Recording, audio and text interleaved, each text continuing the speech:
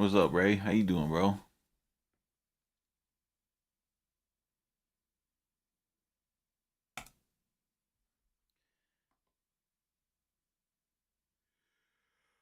Shiza.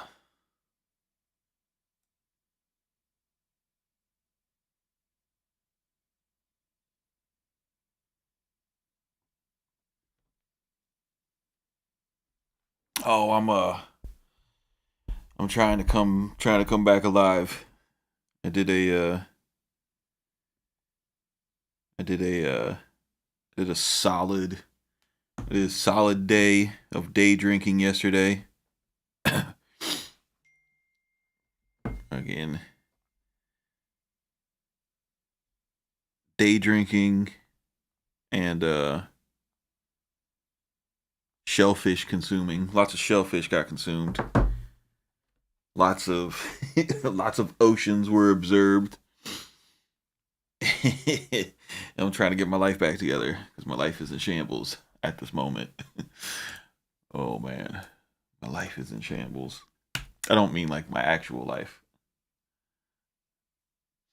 I'm starting to get there, Ray. I am starting to get there because I do not feel amazing right now. I've been up since 3 o'clock in the morning. I just you know what I mean? Like you go day drinking, you go to bed 8 or 9. I'm pretty sure it was closer to 8. I didn't make it. I didn't even watch the Heat get beat down. But I don't know. Today's exercise is, can we make slamming hip hop beats with no samples? Eager to try. I mean, we are sample makers at the end of the day. No? Yes. Yes. That's what we are. Excuse me.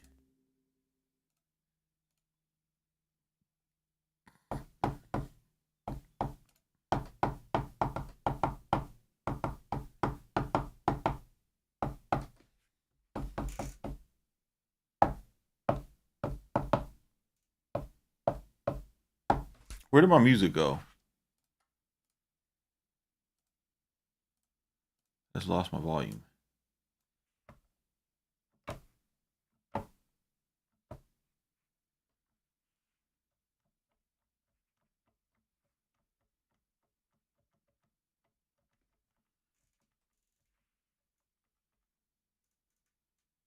Oh, where's my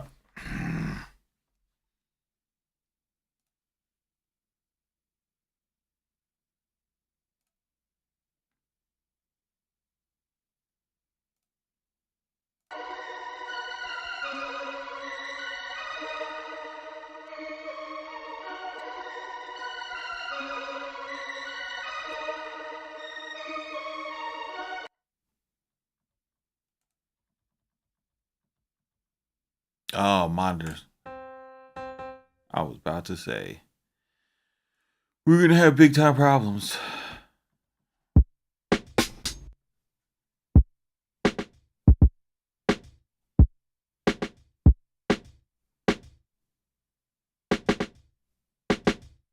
Why does it do that?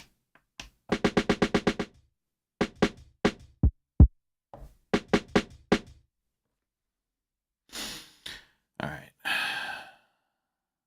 What do I need? I need to make it sound like a sample, I guess, right?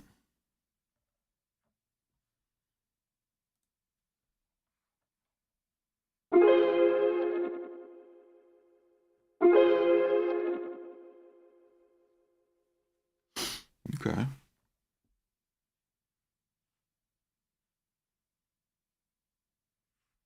So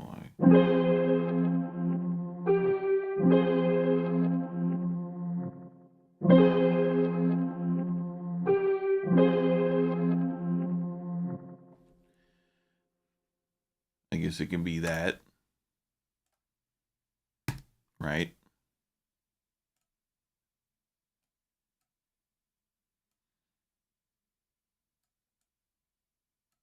We were listening to records and we heard that.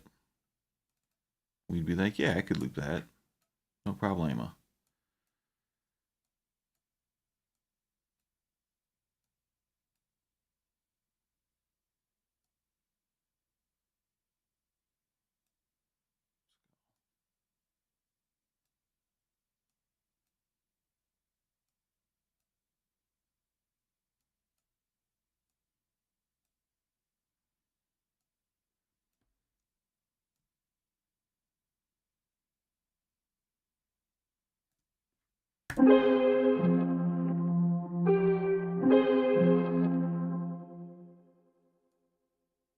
Excuse me.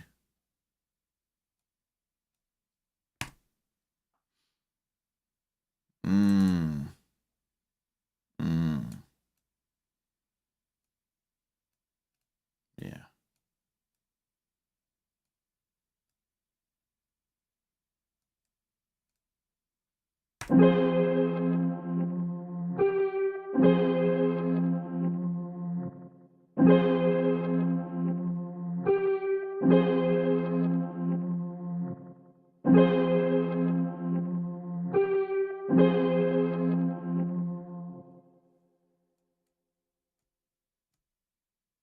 Fix you up, buddy. Good as new.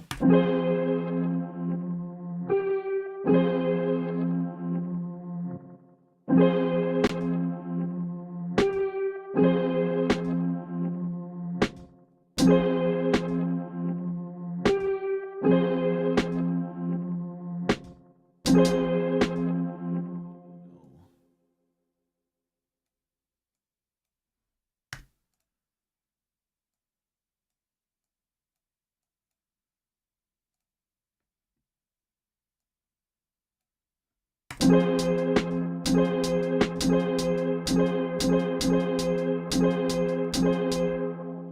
just need constant vibes.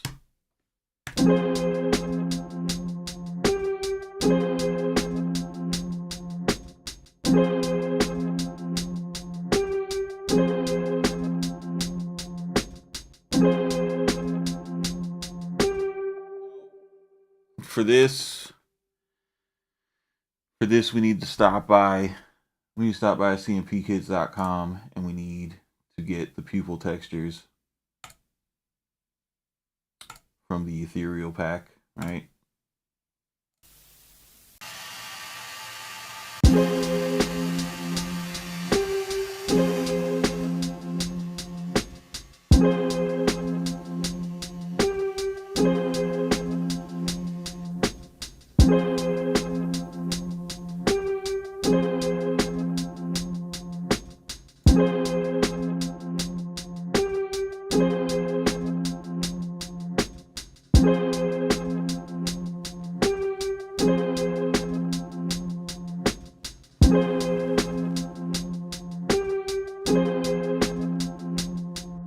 Okay.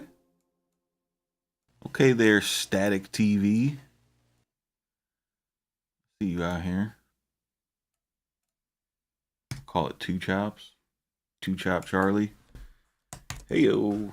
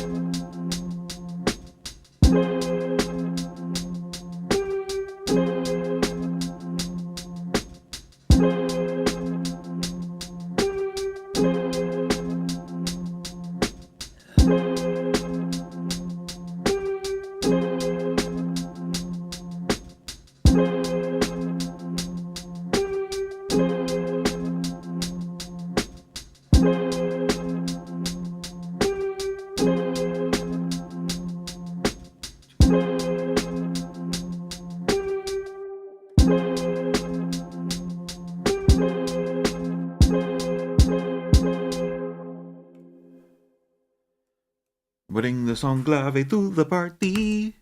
A party for the party. Let's see here. Drams.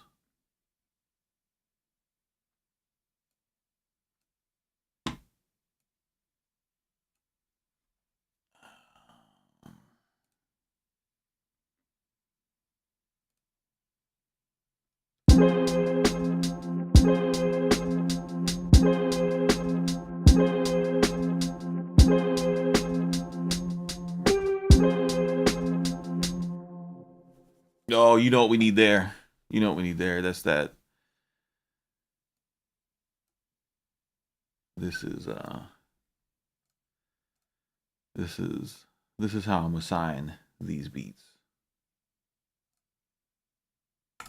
A signature of sorts.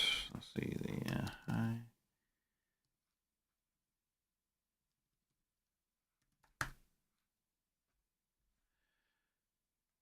As a matter of fact, I just need to resave this template with this in it. Right? Like that.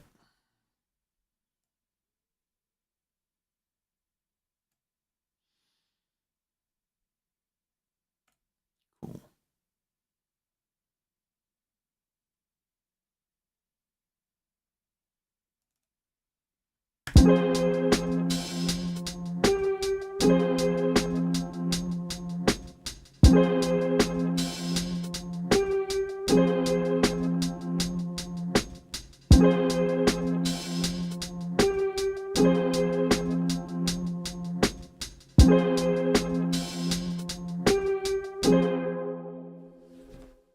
That little close on the hi-hat, the way that it falls, it gives the regular pulsing hi-hat just a little bit of syncopation, and I'm not mad at it, bro. I think we keep that.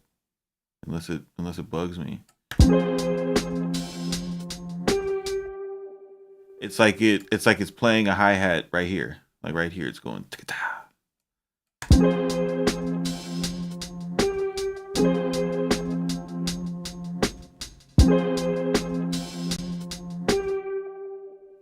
yeah, I like that a lot.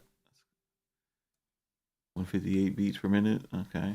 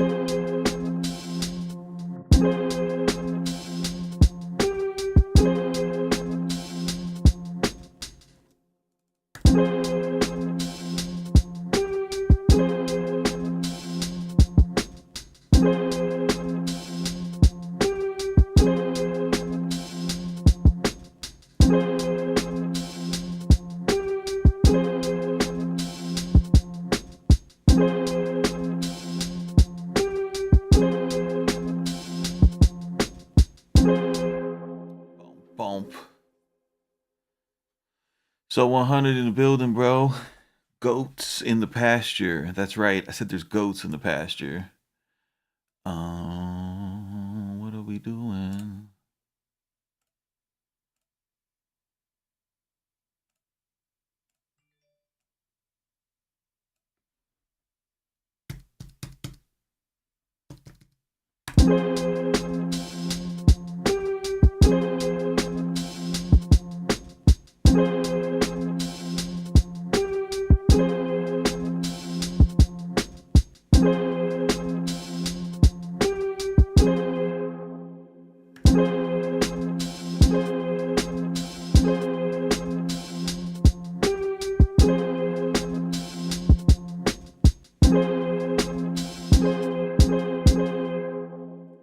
Why is it like that? Oh, it's because of that, isn't it?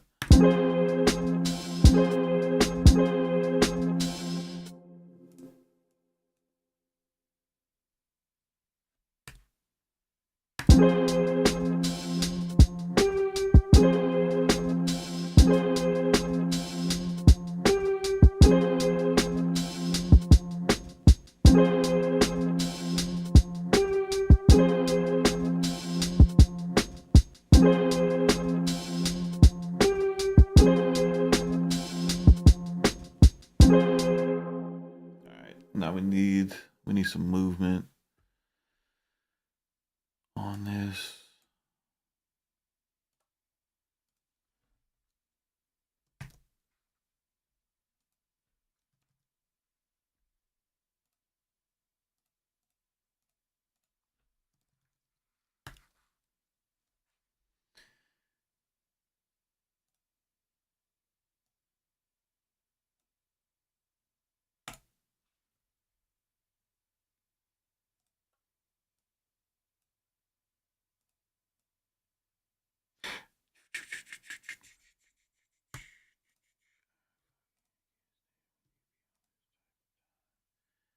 All right.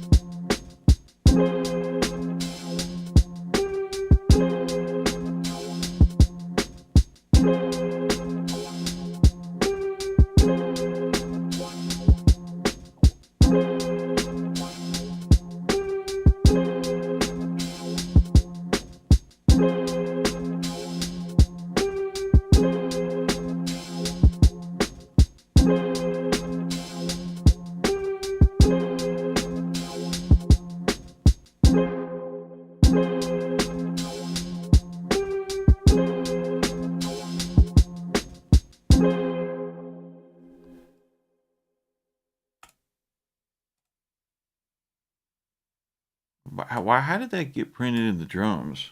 This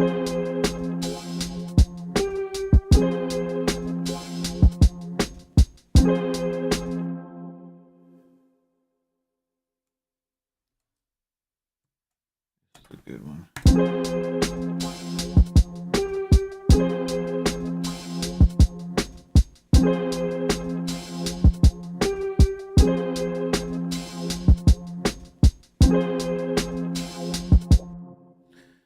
Okay. Okay. I can't understand why my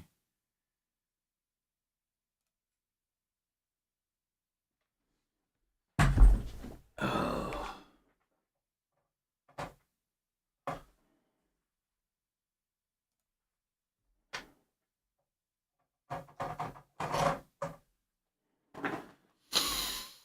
Mm.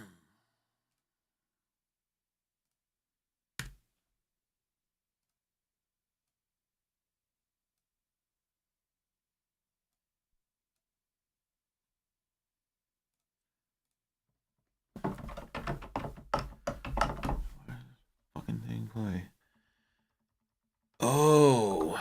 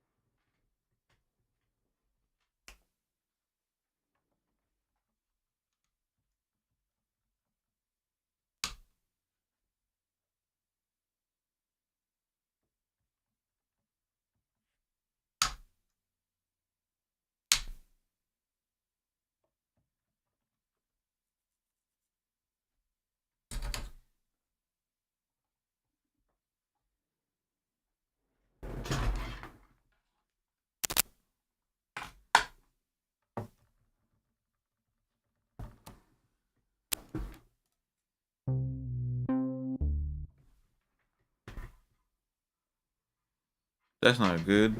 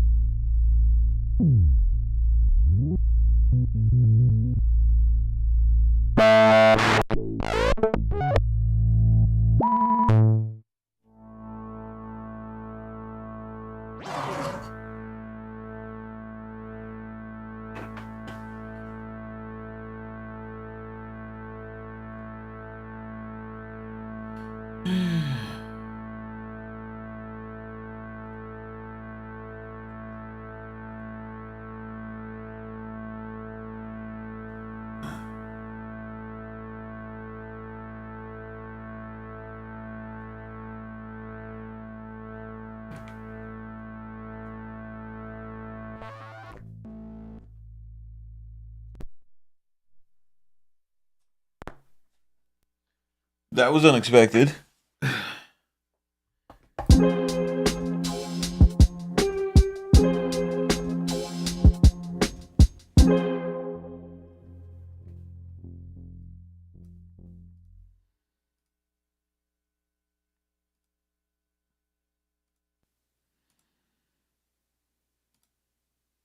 Come on now.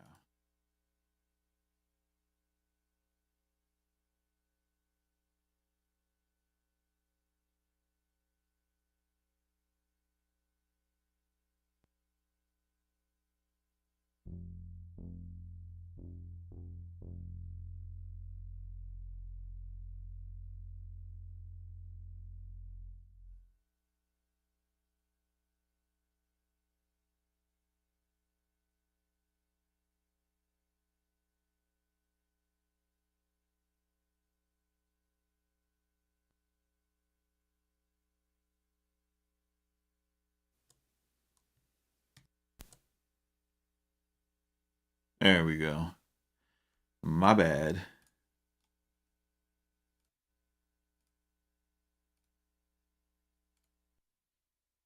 All right.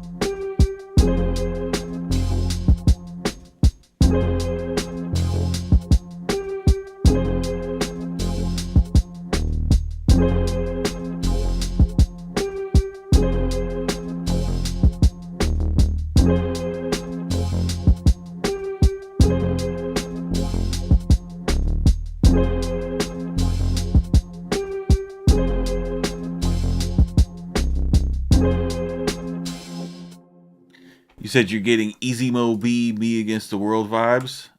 That's pretty cool. That's a hell of a vibe. I don't know why I'm feeling this though. I'm feeling this one.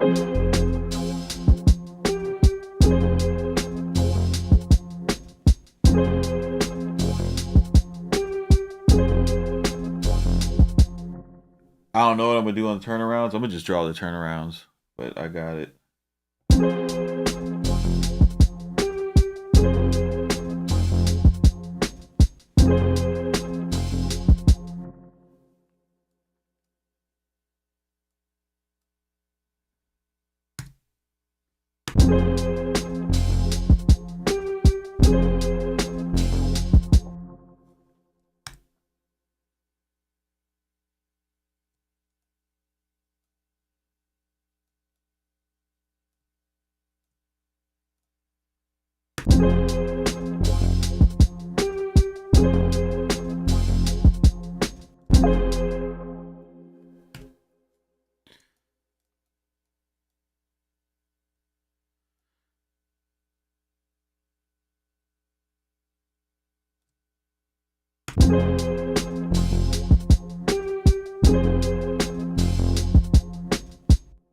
Oh, it sounds so much better later.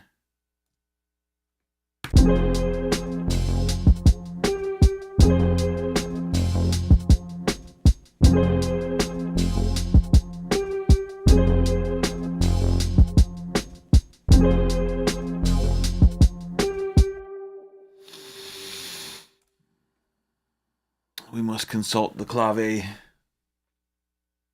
And we will.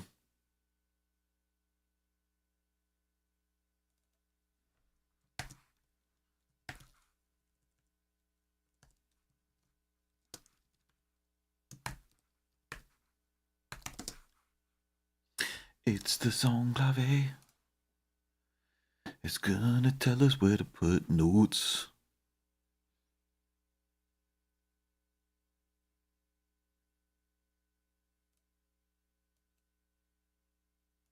Get this shit out of here.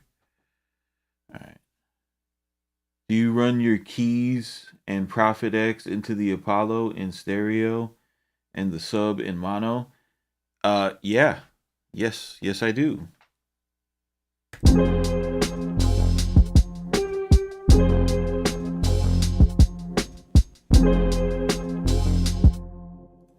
Okay.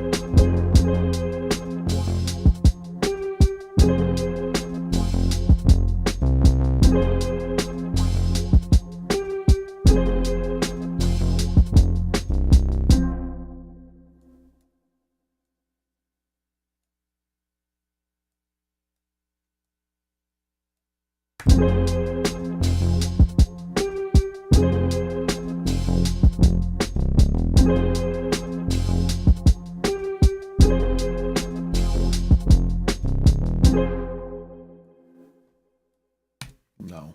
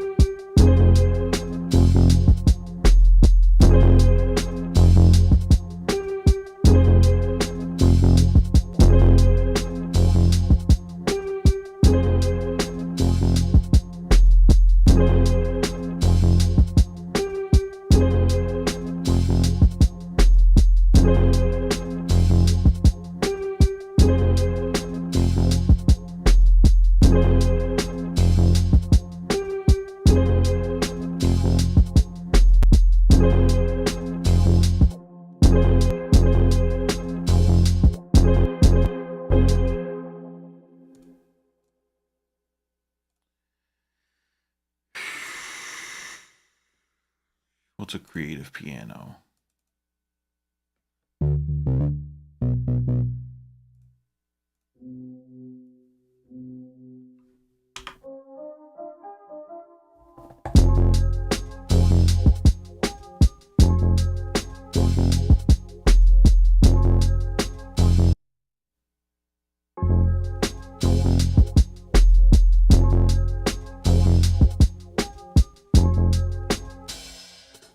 This is all wrong.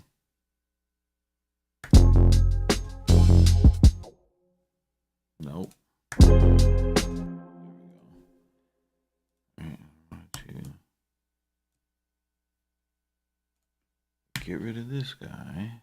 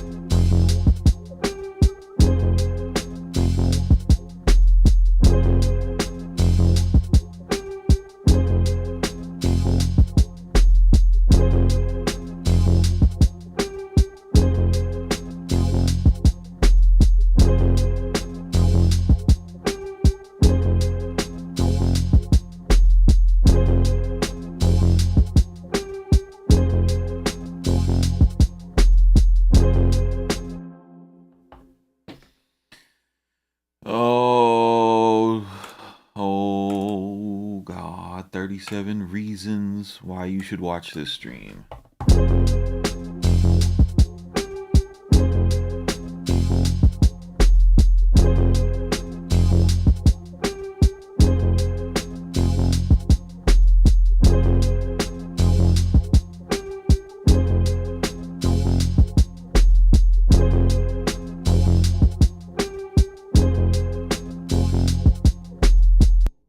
Yo, Keyflow, look what pack I got open. You know what I mean, son?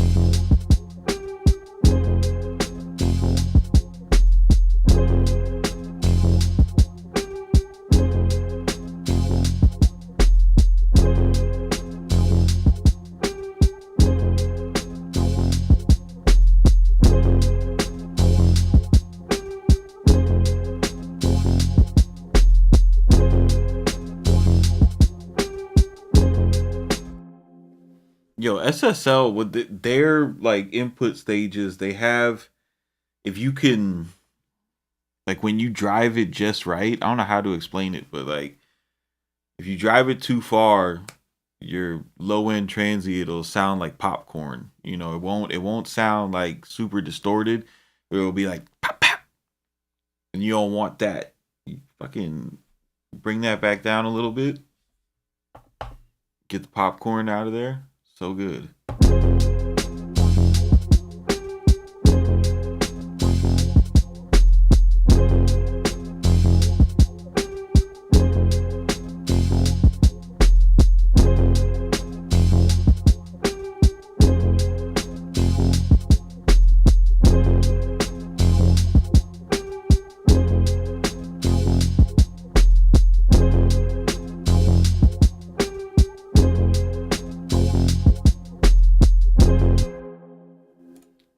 I think we just need like a piano or a Rhodes that you can actually recognize in here to give it that identity. Bro, I'd never make beats like this anymore. Yeah, I'd never make beats like this anymore. This is definitely taking me back to like 2010 vibes.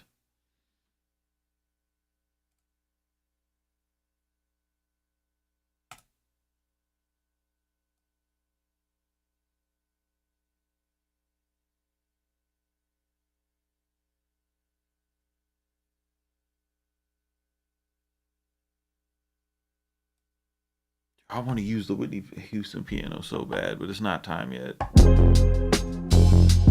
Yo, I was so happy they dropped the Whitney Houston piano in one of the intros on Don Toliver's album. Made me so happy.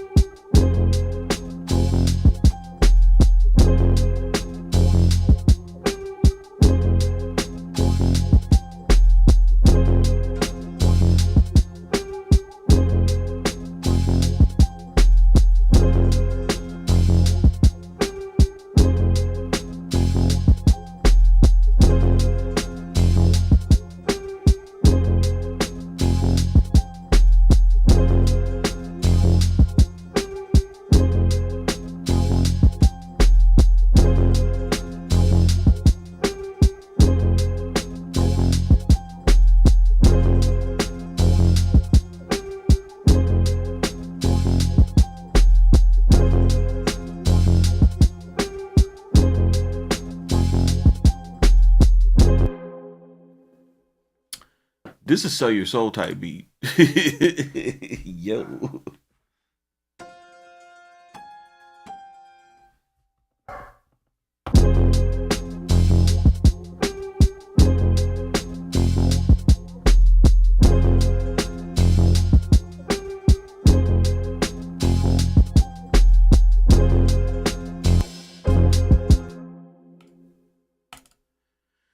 I'm gonna keep those back there. I'm gonna keep those back there. I'm gonna quantize these just a little bit, not a lot, just a little bit.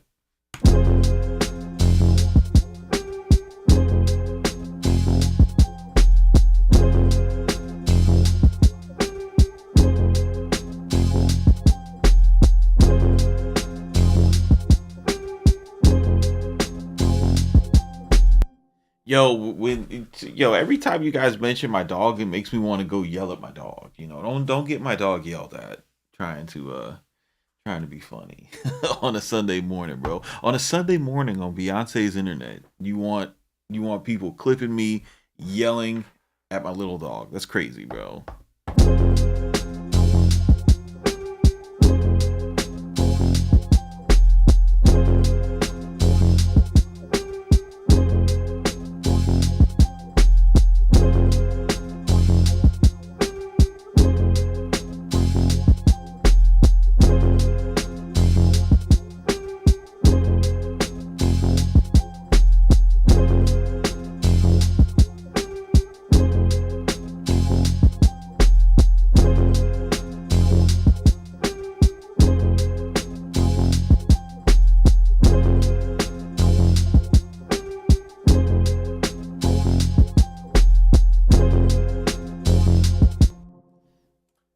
Bro, this shit sounds so hard. I don't even know what this is either. It just sounds tough as shit.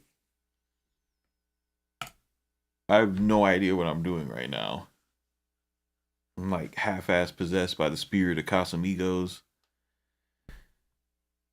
and Sonoma Chardonnays. I want a sauna, bro. Sauna would be amazing right now.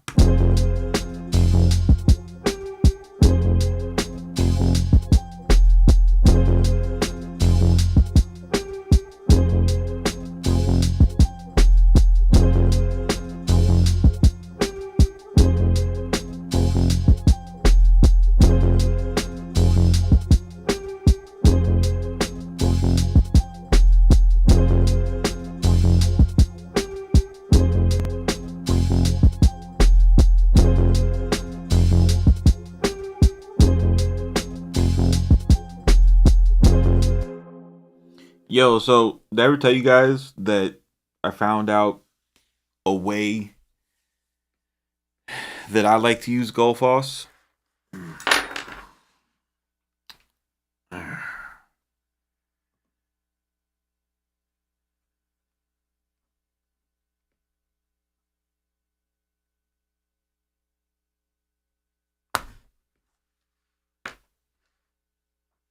Get jiggy and throw halftime in there for the change up? Or you want me to make it like a Hit Boy beat where there's like a drill break? So Gullfoss, right? I don't know about you guys. It was always it's a very simple plugin, overrated plugin. Yo, it is overrated, Keyflow, but check this out. I'm glad that you're here. I can talk to you about this. Like, cause all of the fucking, like, how do they advertise this plugin? You know what I mean? Like, cause when you go,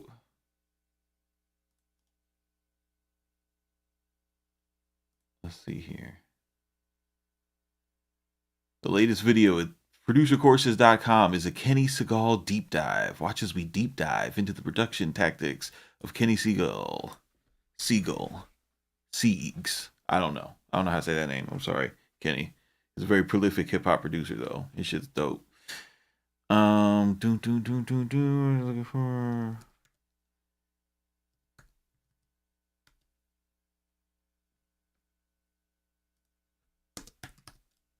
Like, I think they do something nuts with. Why are all these coming up? Here we go. How do they explain this? Because anytime I seen like an ad or something, I swear it was like telling me about like AI. All right, it's an easy to use tool for everyone, from the amateur musician from the professional mastering engineer. Okay. Okay, here it is. It's an intelligent equalizer that listens to the signal and decides how to prepare the audio. Like, bro, like once you start talking all that, like you letting me know too much, bro. Like, if this was, I mean, whatever, bro. Like, I don't mean to talk crazy about this company's creation, but in hindsight, it's definitely 2020. But if I made this plugin, I would make this. I would not show any of this. I would not show any of the spectrum, none of the spectrum, because they're showing you the spectrum so they could charge you like $250 for this plugin, right? That's the only reason why they're showing that. I would have just like cut this whole bottom off and just had these 5 buttons right here. That's it. That's it. I would have had these 5 buttons and an auto gain, right? And I would call this D Mud. I would call this Shiny Vibes. I would call this I don't even use this. Fuck this. Fuck this control. I would call this like Dry Wet, because it tilts what these two are doing. And then you could keep this as Brighton, right? And make them big fat dials, on a fake piece of analog gear. And then maybe put like a tube somewhere, like a green tube somewhere, a green tube and a transformer in the corner or some shit,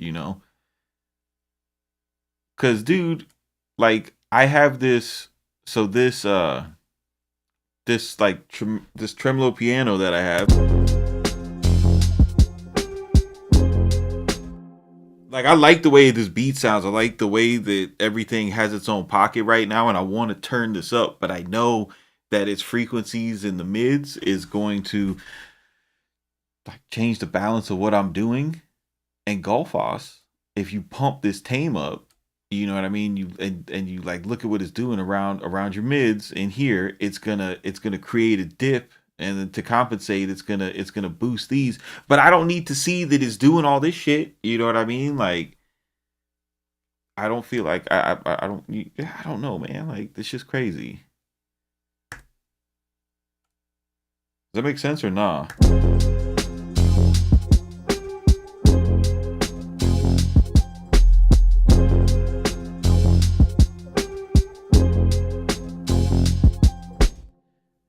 Because the way that I EQ, if I want to turn something up, is I EQ out the problem part and then boost it on the fader.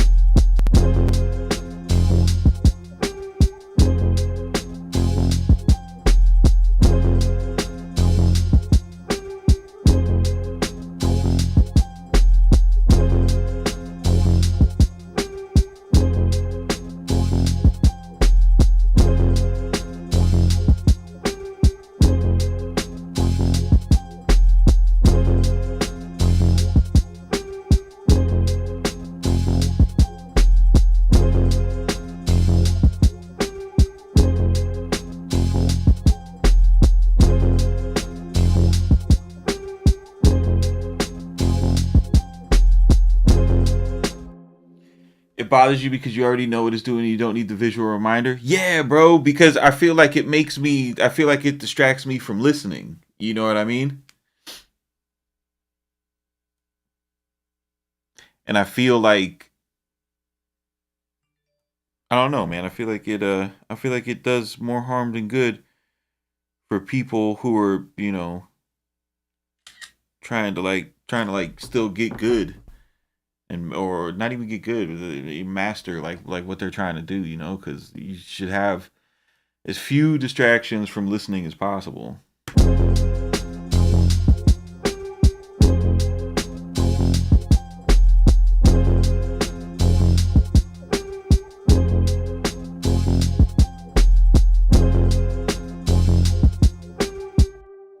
This makes me so happy. This sounds so good.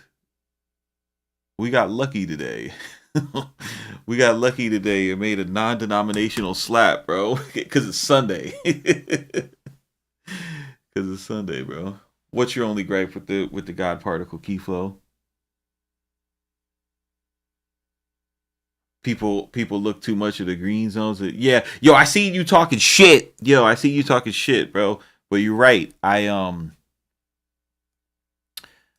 Before you got on, I was doing the God particle thing, and the way that I treated it now, instead of keeping it up and trying to zero it in, I seen it and I was like, okay, the Jason Joshua on my shoulder is telling me that my low end is woofing a little too hard.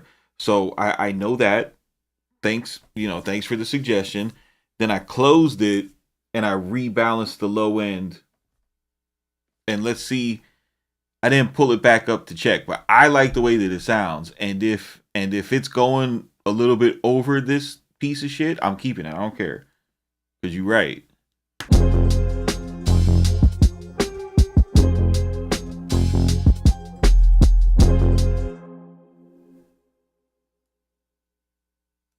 My overall input is fucking too hot though.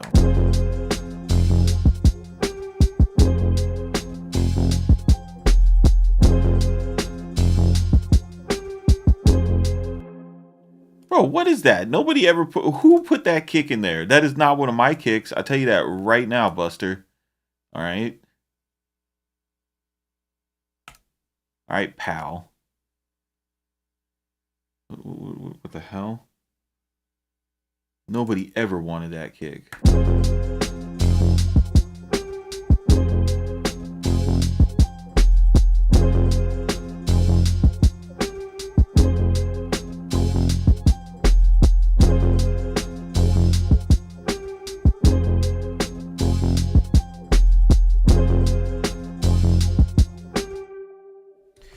I think but like Keyflow, to your point, I think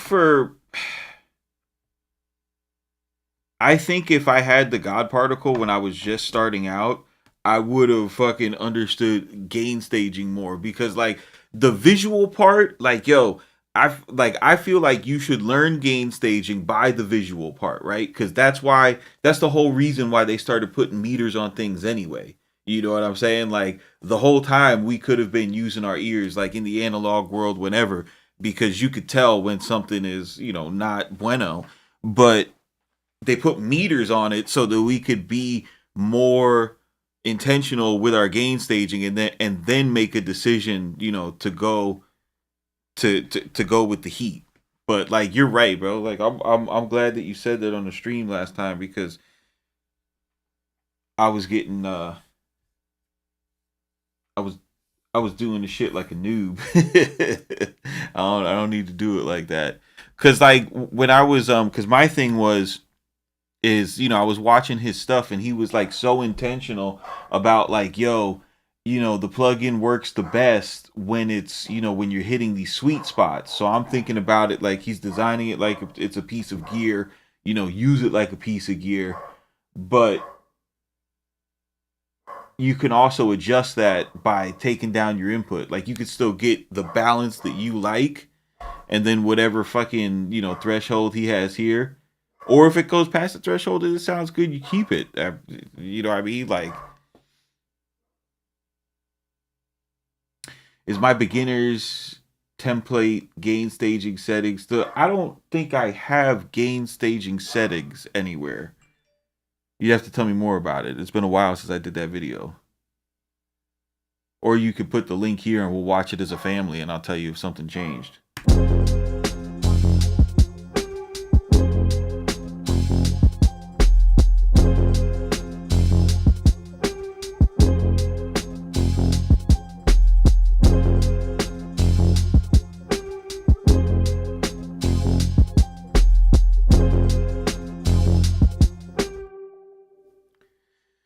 Oh, the kick at the snare and and yeah, no, that shit is still valid, bro. Like that shit for the most part translates into Jason Joshua's little green lines as well.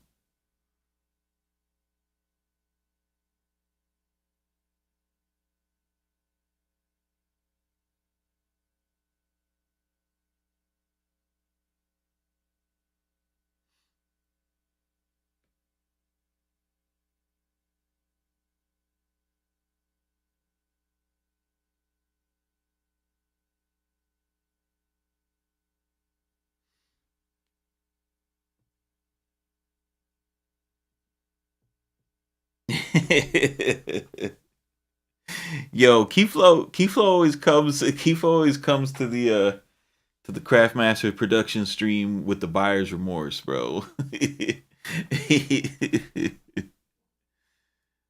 uh, I hate it.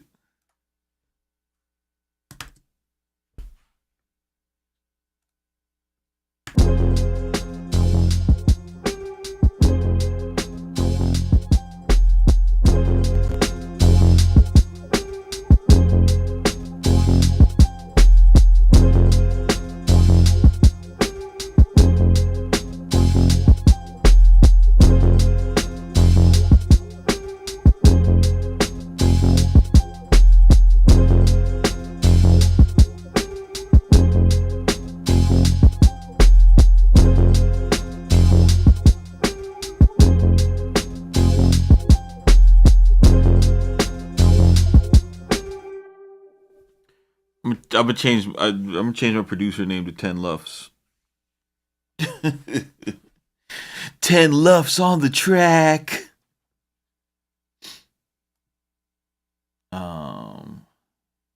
What I want to do? I wanted to pull up a EQ because I feel like I'm light somewhere and I can't tell why.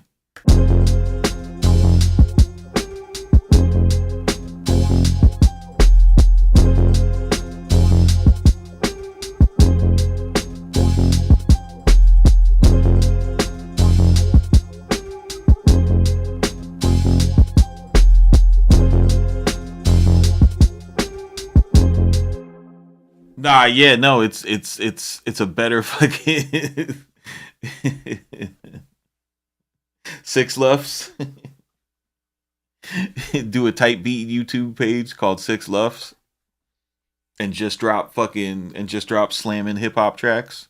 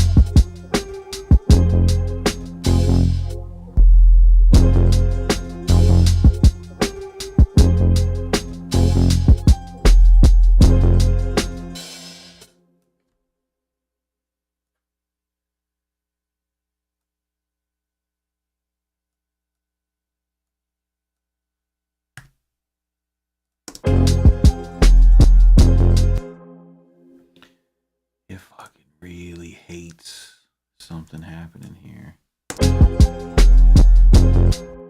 It just don't like it. Is it the kick? Is it that kick it hates? Cause you can't hate this kick. That means our kick's out of fucking.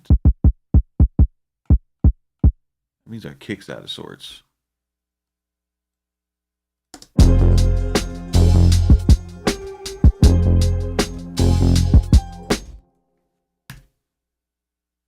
Bling bling.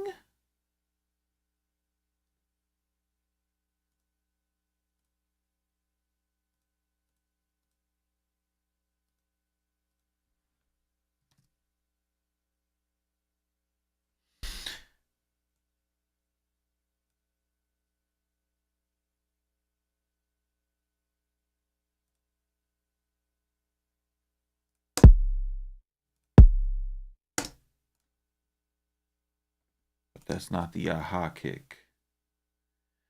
Oh, buddy. That's the bruv kick. My bad. Bruv. Here we go. Go here. Hit it with a little razzmatazz.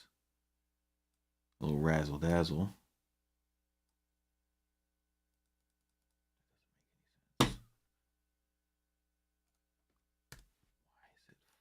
Whatever.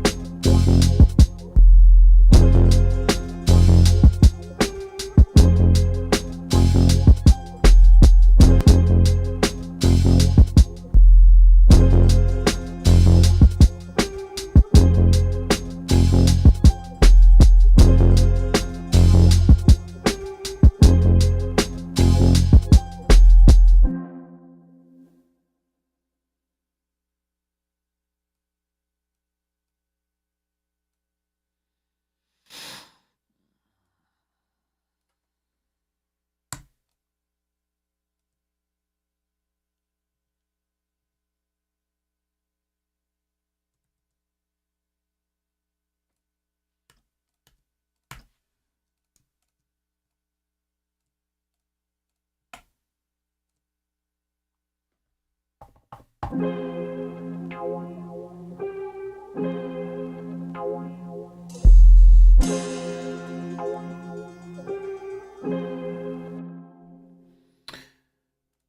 beats a trap beat any day.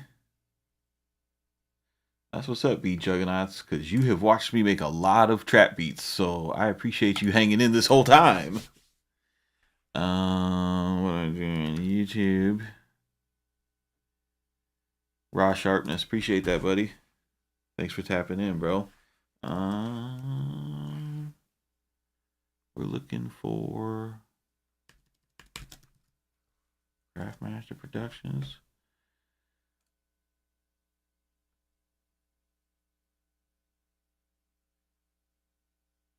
Cool. 29 minutes on how to make a template. Yo, I used to be ass at making videos. Jesus. Don't I have a newer one than this? Don't I have a newer template video than that? I gotta have a newer template video than that. What do I have in Studio 1.5?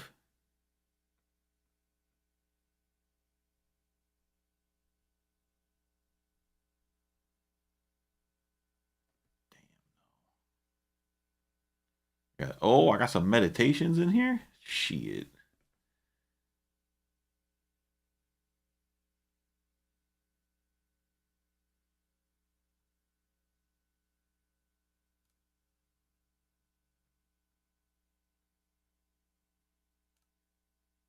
To do no, so what is this? Studio One V3? And what am I talking about in here? Files. Oh wow. Wow, bro.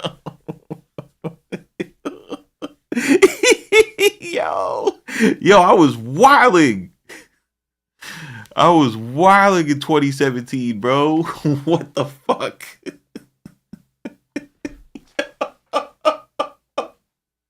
Yo, Kifo. What was I doing, bro? Hey, yo. Bro. Oh my god. Alright, what is it at 21:55?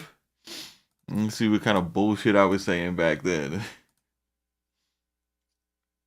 No, I know it's not a no. I know what you mean, Beat Juggernauts. It's about your taste. Yo, Studio One used to look ass. Ew. What an ugly doll. 21:55.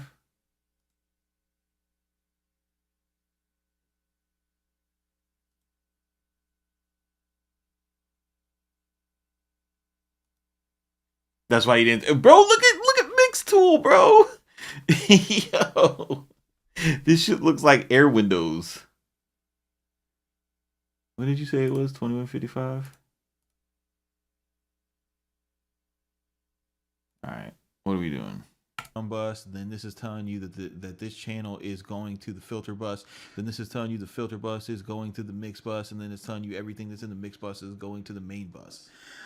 So that's all good. Now the next thing that you want to do, yo, I'm on a PC in this video, bro. The struggle is you want to do a quick gain stage of everything, and this is going to help you get your mixes right. You're going to want to go to inserts, and you're going to want to select PreSonus, go to Mixtool, jump that down, jump that down like 10 dB. Boom. Click this triangle here to expand it, and go ahead and highlight all your tracks that have colors, and then just click and drag it over, and it'll populate all of them. And what I want you to do is, when you're mixing your tracks, I want you to use this yeah, all this shit is still valid, bro. This, like, I still do all of this. This is why I never made another video, but I should update this. I definitely gotta update this, bro. I got fucking heroin bags as product covers. Fucking savage, bro. What is wrong with me? Oh my god. You know, this is how you know this is how you know you never stop growing, bro. Because you know, 2023 Brandon would not have went with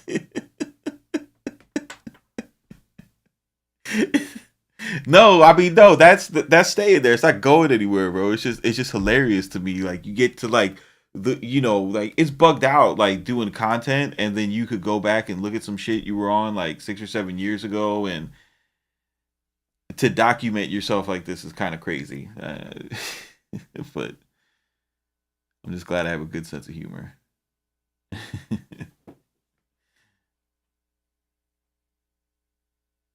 AI redo the baggies. uh, oh my god. Okay. So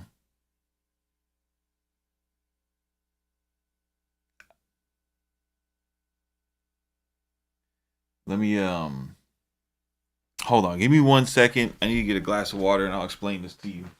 How I do it now.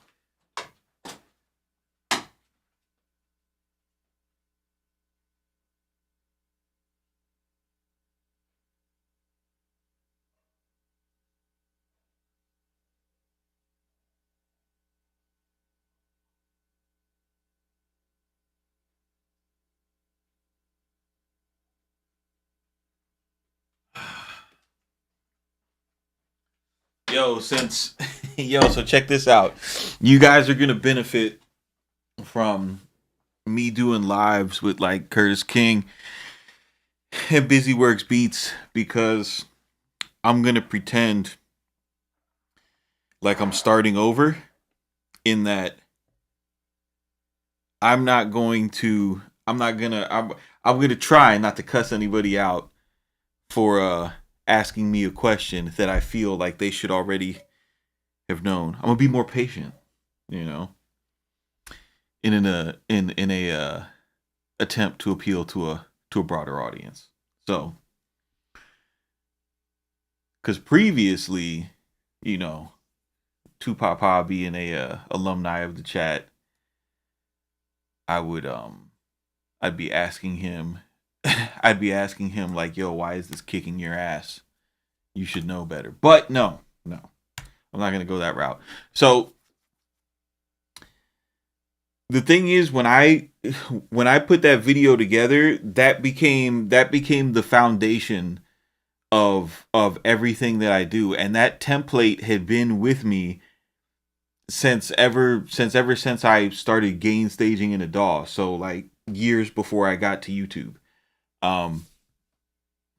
It is the reason why every year I went to the feature request and inside the Facebook groups and DM'd Tick to the Talk on on Twitter and IG like, "Yo, when are you guys gonna put an input gain on the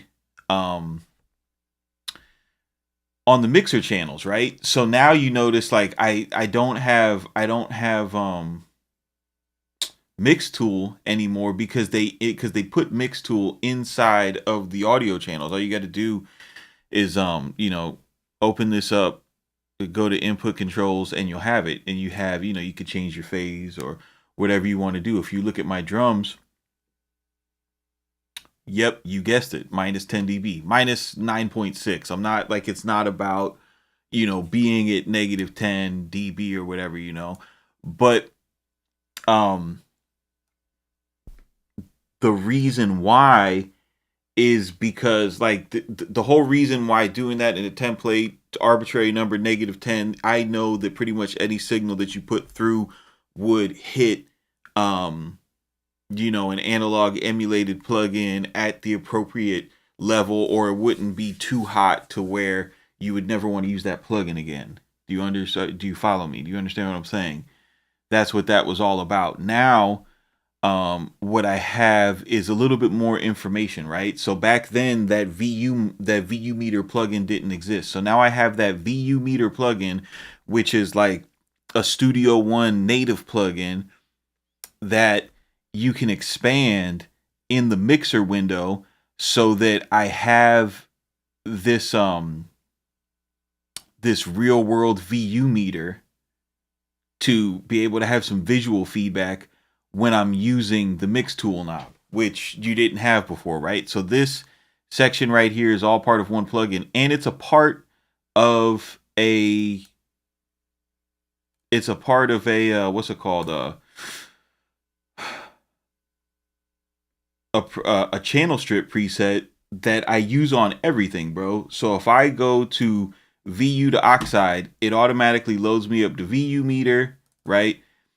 And then this is the rest of my gain staging template. We go into an Oxide plugin, which you want to hit at 0 dB real world. So that is why I have the VU meter, because I'm gain staging into that, right? And then I have this, which is you don't fucking need this. This is because I'm a psycho, right? Don't even worry about that. And then I have a fab filter, loaded up. So I have this channel strip. What's up, Curtis? How you doing, bro? And that just allows me, that's why you don't see me when I'm mixing, when I'm making a beat sound good. That's why you don't see me like getting my ass kicked on the computer, like, oh, I turned this up, I turned it down. What am I doing? Because the template is already doing it. I know that, I want my kick here. Dismiss. I know I want that kick at -6 dB every time I pull up the session. So, so why wouldn't it just make more sense to, I have a drum VST loaded up, take the kick pad, set it, gain stage it using these so that it hits -6. Same thing with my, that way I don't have to sit around and, fuck with my faders all day. And all of like that same philosophy flows through my instrument channels, right? It goes out to my analog hardware. Like I don't always take you guys step by step, but like right now it's going out through my D box into the SSL Fusion. The Fusion is another stage where you can, distort stuff, saturate things, move the EQs. It adds a widening to your signals. And then lastly, come back in through the super saucer, the Apogee Rosetta. Yo, I have the setup that I wanted in 2009, 2010, like, for a home studio.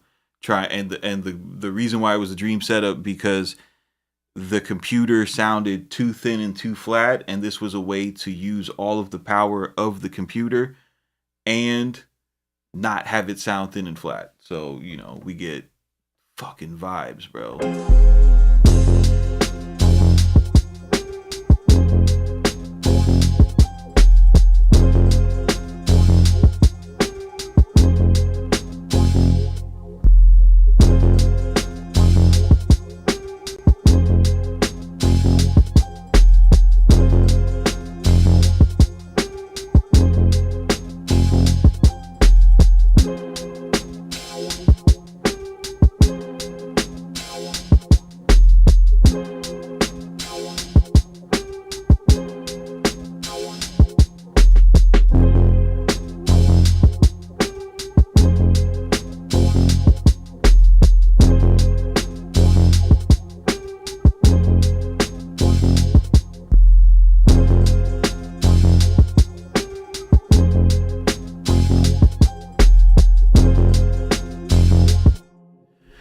I put SSL 400G on my D-Box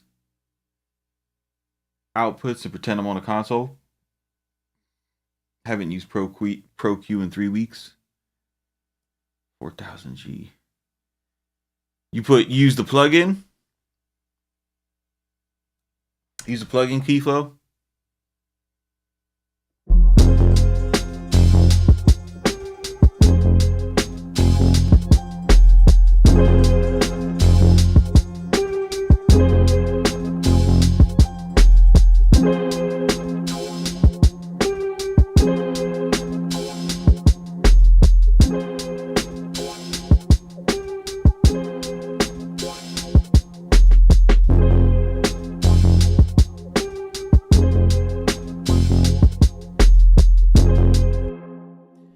Yo, I almost fucked around and found out again. Like I was sitting here because it's been a few months since I turned my gear on, and once I turned the fusion back on, and and to make the tracks with these types of drums, I was like, God damn it, I really miss having a compressor.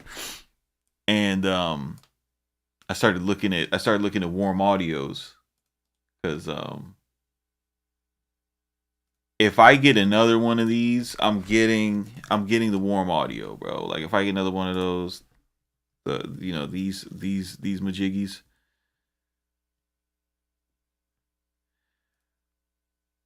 What do you? Oh, Warm Audio went in with the guitar pedals. Okay, I see you out here, Warm Audio. Audio. Um,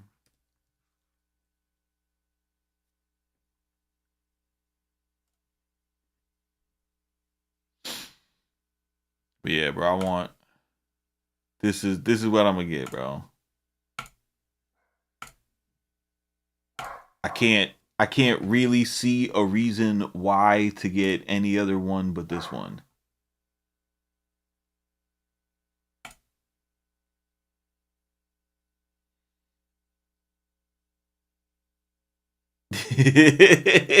Come on, Keyflow, let's get compressors, bro. Let's buy some compressors. Bro, these are cheap, dog. I waited. Who'd I try? I tried somebody. I tried my dog right here. I was like 500. I was like, real quick, 500, 500. He was not trying to hear me. He went to he went to 699, and I was like, you know what? Let me get out of here, cuz I don't really, I don't really want to buy this today. Like I will and I won't cry about it. I'll probably love it, but you know. But yeah, no, like I'm not buying one of these for more than $500. I'm talking about $500 out the door. Somebody's gonna sell me this for $500. Cause I started looking and I was like, no, no, this is too much sauce. I don't need that. Ooh, but maybe if I could get the cream stereo bus, this would be. And I'm like, dude, what am I doing, bro? Like, I'm not gonna spend fucking two bands on mix bus sauce, bro. Like, I'm not, I'm not that deep in it.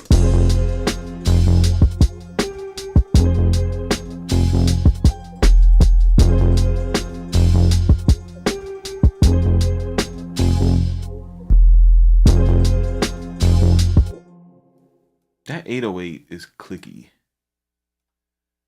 Don't want the click.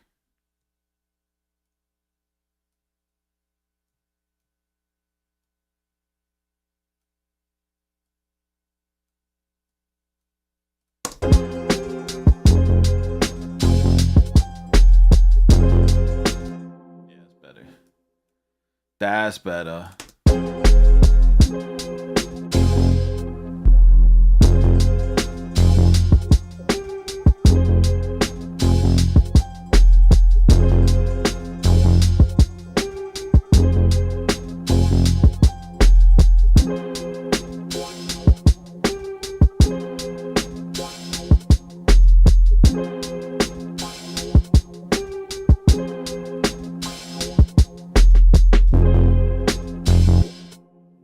This should sound like if Tupac ever sent T.I. a beat, and they were just gonna make a song talking about like being fucking real or something.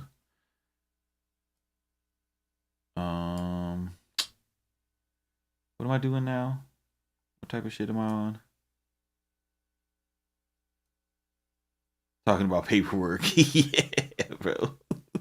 Exactly.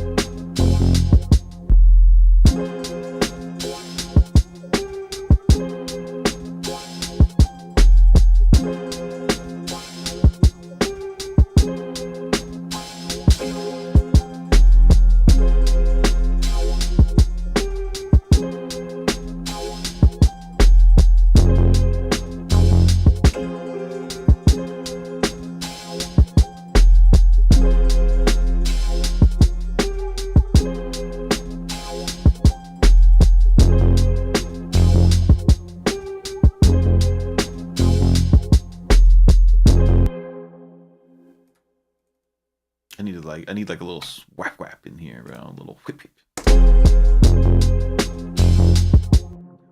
I need like a little.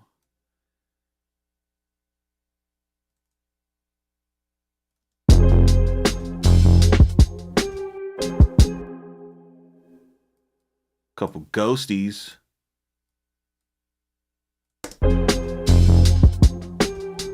Ah. Oh my god. Ghost notes are my life, bro. I live for the ghost notes.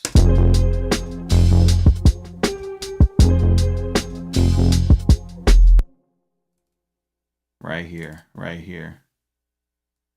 You don't want to hear them. You don't want to hear them. You want to know that they're there. No one else will, though. What's up, Oscar? Appreciate you, bro. Thanks for tapping in.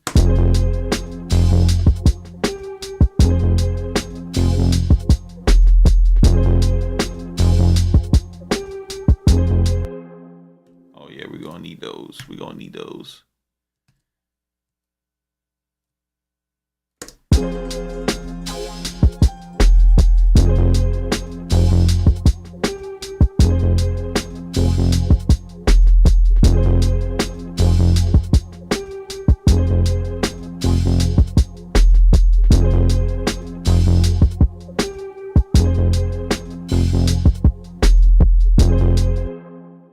I don't know what the fuck just happened here. That is not how I program these drums, but I'm not mad at it.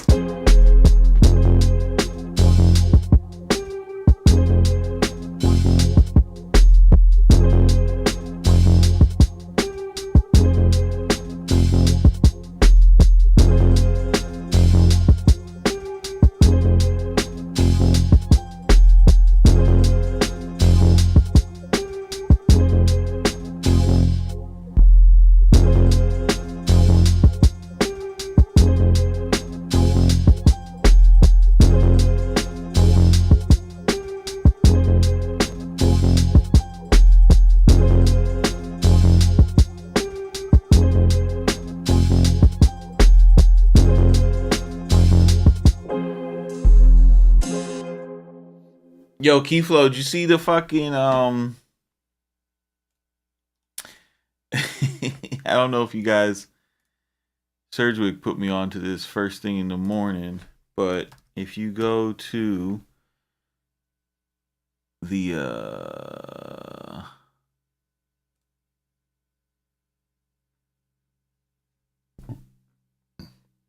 where is it?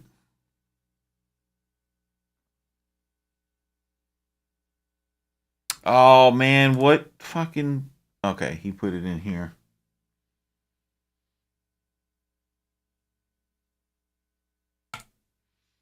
So that sample hunting Discord, I don't know like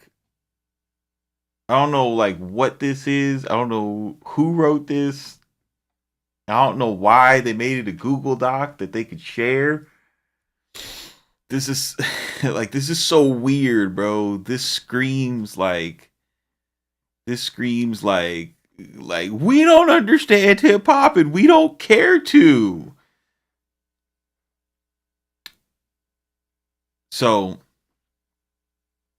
first they start this off like just patronizing you. Sample snitch, one who purposely shares a sample with the intent to cause trouble for the artist, producer, and or record label. No, bro. No, a sample snitch is anybody, anyone, regardless of the intention, who fucking snitches on a sample. Anyone who makes it public, you're sample snitching. That's this isn't a Webster dictionary. This is some, hip hop producer cultural consensus shit. You don't get to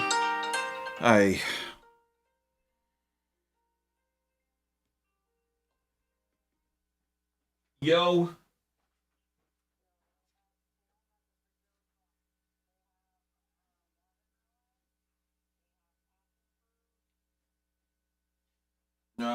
Get the watermelon one.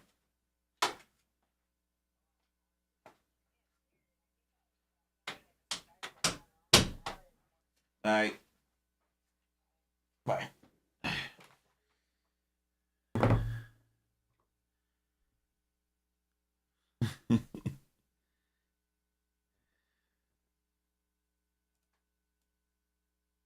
They go on to continue to patronize us for. So basically, what happened was, and we kind of seen it in real time. If you watch my stream, like that article went out. A bunch of people shared it. It had a link to their Discord in it, right? Y'all seen what I did? I just popped in real quick. I was, they were, and their discussion was already about, they were kind of like being very dismissive about people's concerns, um, in a condescending way. That was happening. That's exactly what was happening in there. Um, I got disgusted because I don't like that kind of energy. You know what I mean? I don't like when, because they just don't come off like they're like hip hop producers that are, into this shit and feel passionate about it. You know what I mean? They feel passionate. It seems like they're passionate about like finding out who sampled what. You know what I'm saying? They don't seem like they're like legit passionate about the music.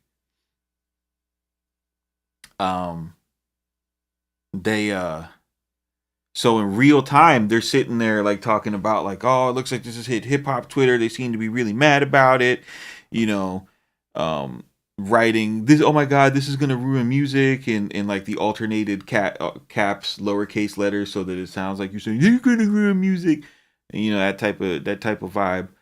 And I just commented in their general chat. I was like, hey man, like I'm sorry you guys worked hard on this, but a lot of people are not gonna like this.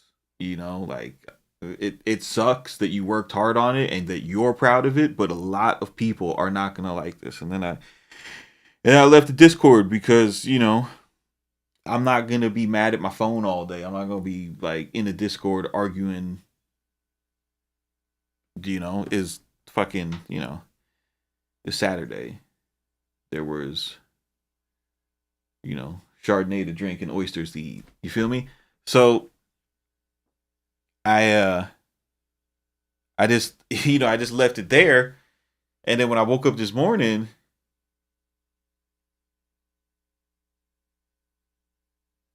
yeah, man, people care who sampled what. Tell me more, Keyflow. Use more words, cause like I gotta tell you like this. I don't like. I don't mind.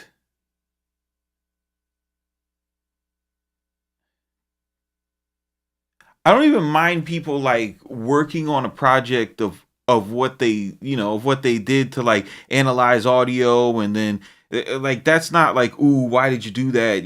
That's crazy. You guys shouldn't work on projects or nothing like that.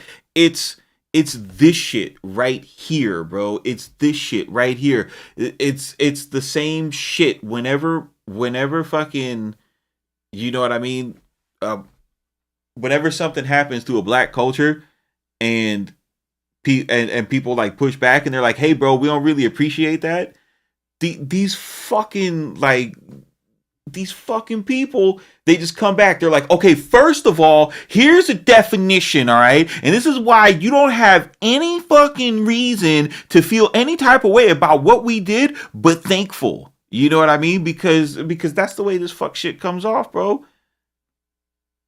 Like this is I'm of the opinion, right? I'm of the opinion that sample snitching is corny, bro. I'm of the opinion that if it doesn't make it to the liner notes, then you don't really got to know. You can put all of this like um positivity around it and say like, hey, it's good for the music discovery. It keeps the music alive. But I mean, there's been people who have been discovering obscure samples by actually listening to the obscure music. You know what I mean? that's what that's about, you know? So they just like, because this is what this is all about, bro. This is like, hey, this, you know, they felt so moved. They felt so moved that because hip hop as a whole was like, yo, this is ass. You know what I'm saying? We don't fuck with it. And that's really all they said. They were like, yo, this is ass. Y'all are sample snitching. We don't fuck with it. And then they just came back and they're like, you know what? We hear what you're saying, but you're wrong. You know, you're just wrong. First of all, let me provide you the definition to what you're calling us, right? So I mean, I know you're calling us that, but we're gonna define it, okay? And then we're gonna write you a fucking 4-page letter and close it with a "we're not snitches," bro. Like this is, bro. The more I think about it, the more like the more irritated it makes me, bro. I don't even know why I looked at that. What was I doing? Why did I choose to piss myself off this morning, bro? What was that about?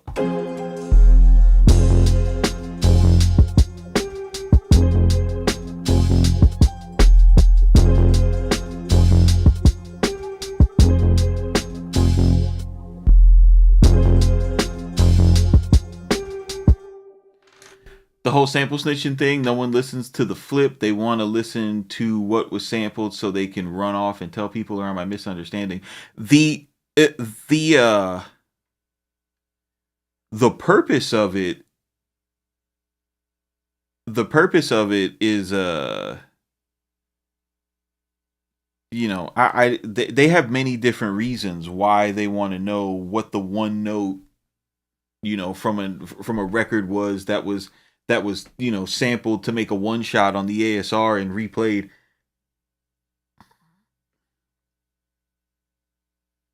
You know what I mean? Like Tracklib is using it to do breakdowns, you know, but it's just like what's the point? You know what I mean? Like you're not, like my thing is it's not adding to the vibe at all. You know, there's nobody there's nobody cool that's standing up for that shit and saying like, no, no, no, no, no, this is dope, bro. We fuck with this. Like DJ Premier isn't gonna come up on here and be like, you know what? It got some really great advancements over here at Google figuring out all the samples. Metro Boomin isn't gonna do it either. You know what I mean? Dr. Dre isn't gonna do it either.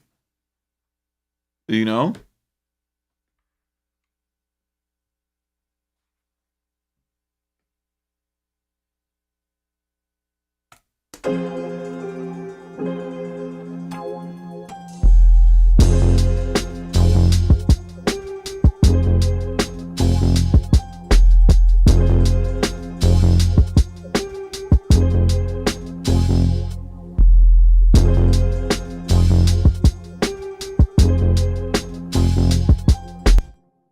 Keyflow, you didn't hold up. I just want to hold on, wait, because look, dude, nah. Where's this stupid fucking article, bro?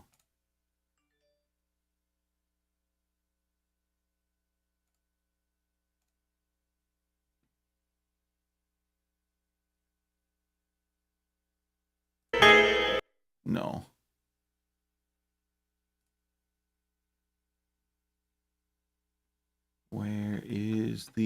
Where's the link, Bubba? Where is the link? Show me the link. You guys know that Luna is native now? Do you care?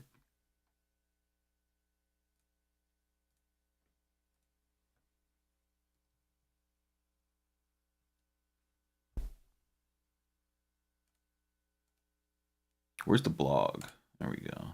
Here you go. These motherfuckers are so sad that hip hop isn't like, oh my god, that's so cool. Look, Keyflow, watch this.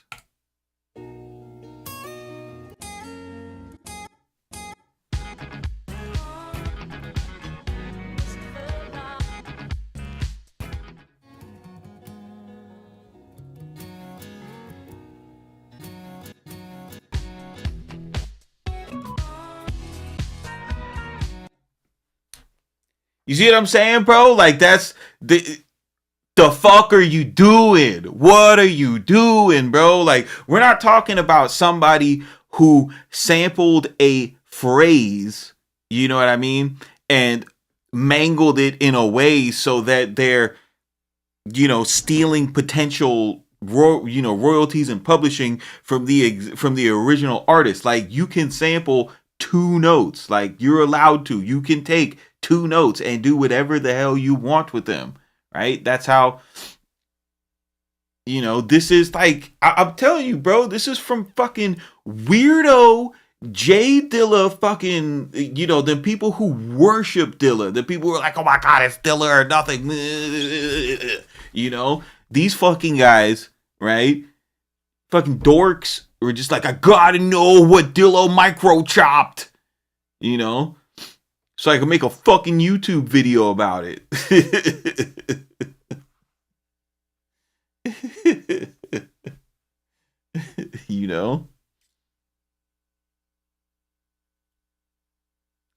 Nah, Dilla's amazing, bro. You're right. It's the new Jobby fans, bro.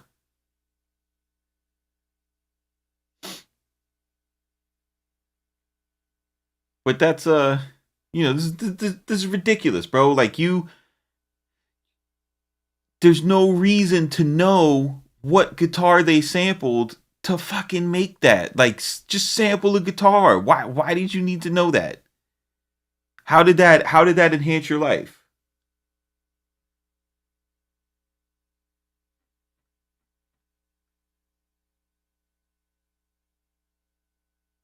Keyflow sums it up purposely. He says they really found the sample -5 semitones. Some people need to get punched. But here's my thing, Keyflow. Like, this thing has a ridiculous propensity for false positives because the sample,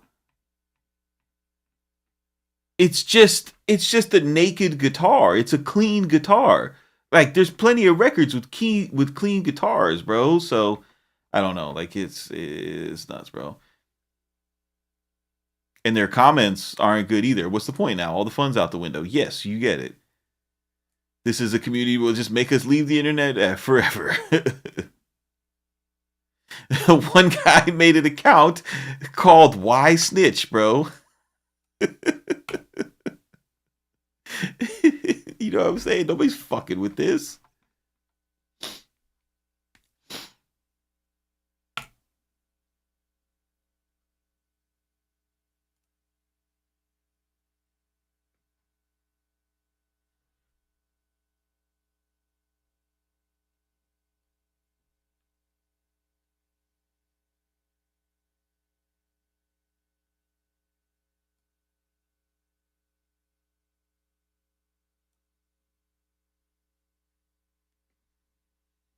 They work for TrackLib. They don't work. They don't work. Okay, so this is what it is. It's not like, it's not one AI program, right?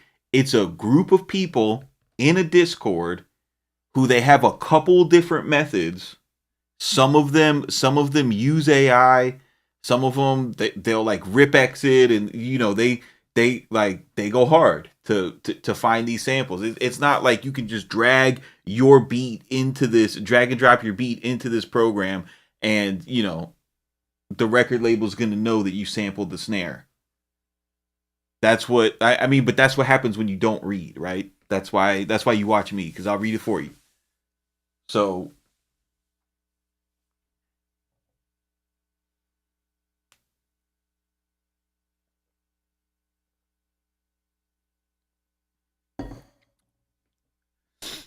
yeah, facts.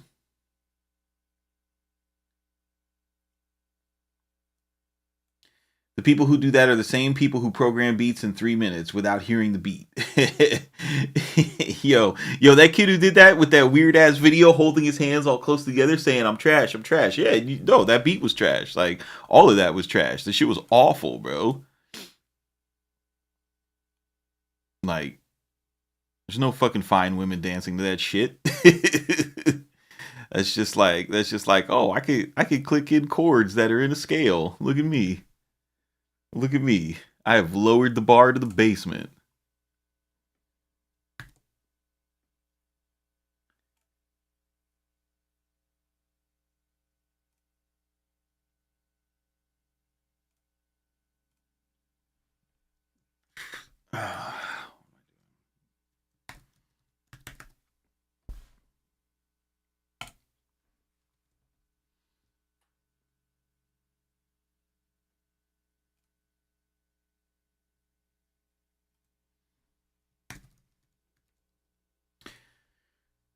But yeah, one of the person who wrote that blog for TrackLib is in the Discord for Sample Hunters. That's the name of the Discord. It's called Sample Hunters. I wonder if they blocked me.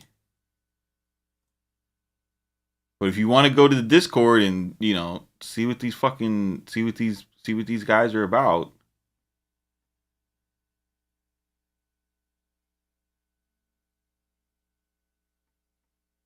Where is it?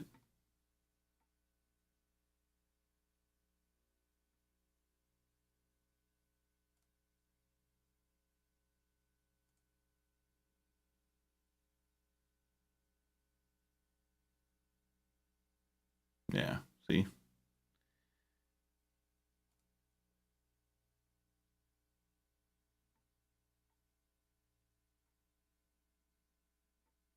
You come in and hang out and figure out where your favorite one shots were sampled from.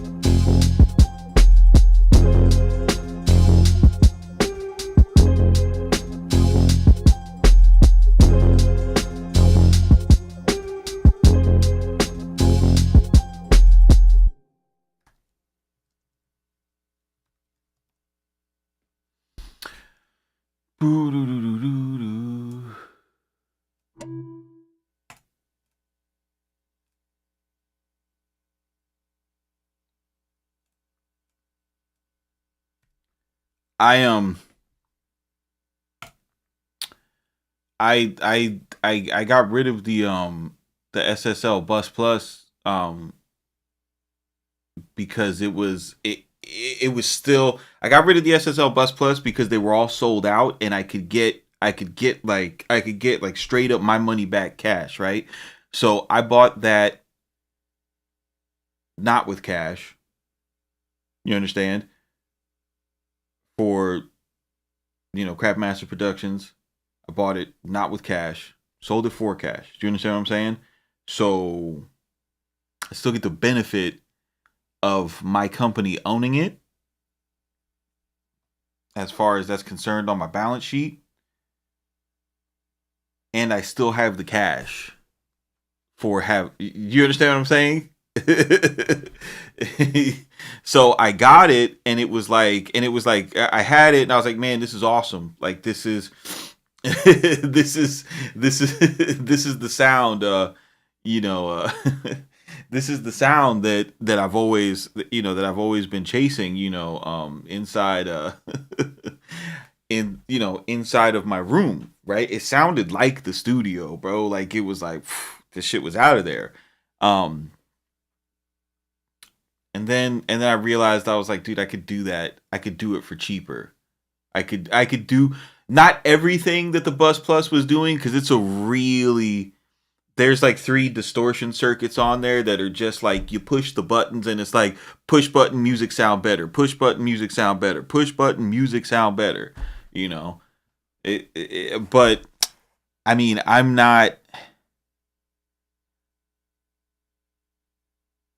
like them things were sold out, bro. And I just feel like I don't publish enough music for it to make sense for me to have that strong of a tool. I wouldn't be you don't have one of those just to have fun at your house. You know what I'm saying? Like you really don't. That's like having that's like them people that got that got the $1,000 blender at the house. It's like, bro, you make 5 smoothies a week, bro. Like you really need all that. It's kind of crazy. You could have got the $400 blender, even though that's nuts too. But you know, they make one for people's that's nuts. You're just going crazy.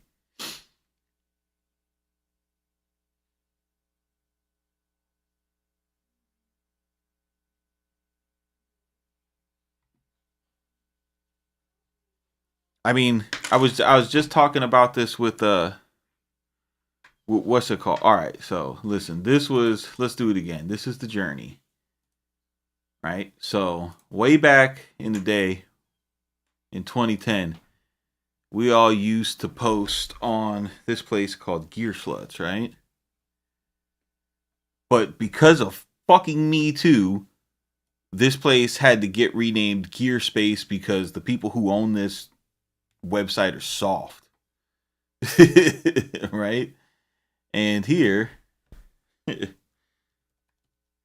Keyflow was on here, fucking MG the Future was on here. Those are probably the most illustrious people on here that you'll know. Ken Lewis is on here, Mike Dean was on here. Ken Lewis and Mike Dean used to argue about their Kanye credits in the fucking in the forum, bro. Like, so what I mean.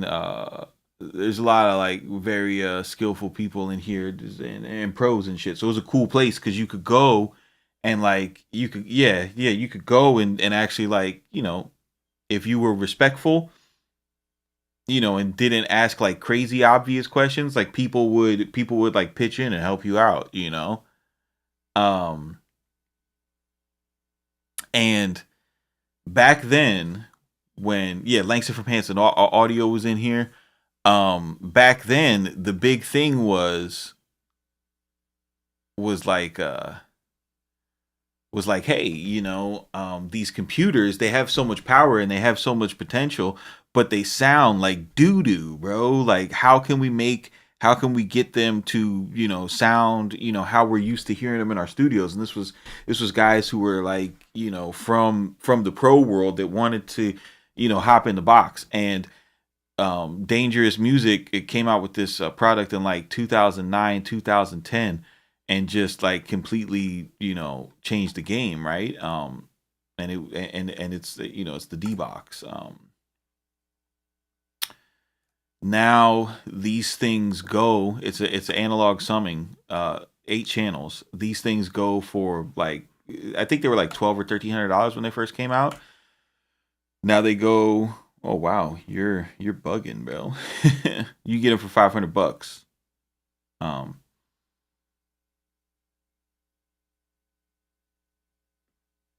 on side of on reverb. So when the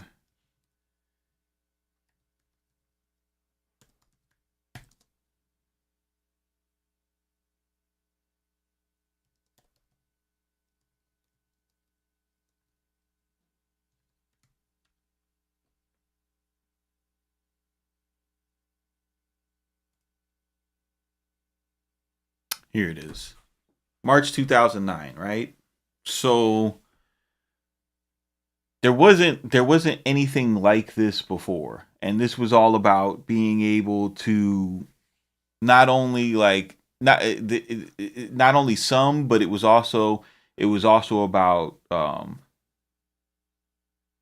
it was about it wasn't only summing, but it was about, being able to switch between, like a CD input, a couple of sets of monitors. Like it was a solution to make your home setup like actual studio vibes. It had its own headphone amps, so you could use like headphones that you liked, because budget equipment still wasn't like a thing, and the good headphones needed a little bit more juice. Had talkback button, all that good stuff, right? So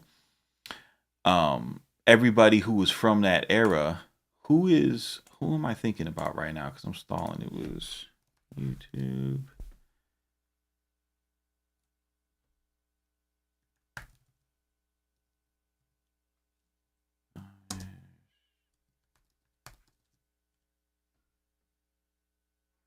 So The thing is, I have the front.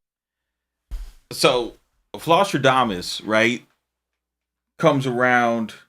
When did he come around? Like his music came around 2011, 2010. He's doing trap capital, but his in all capital letters.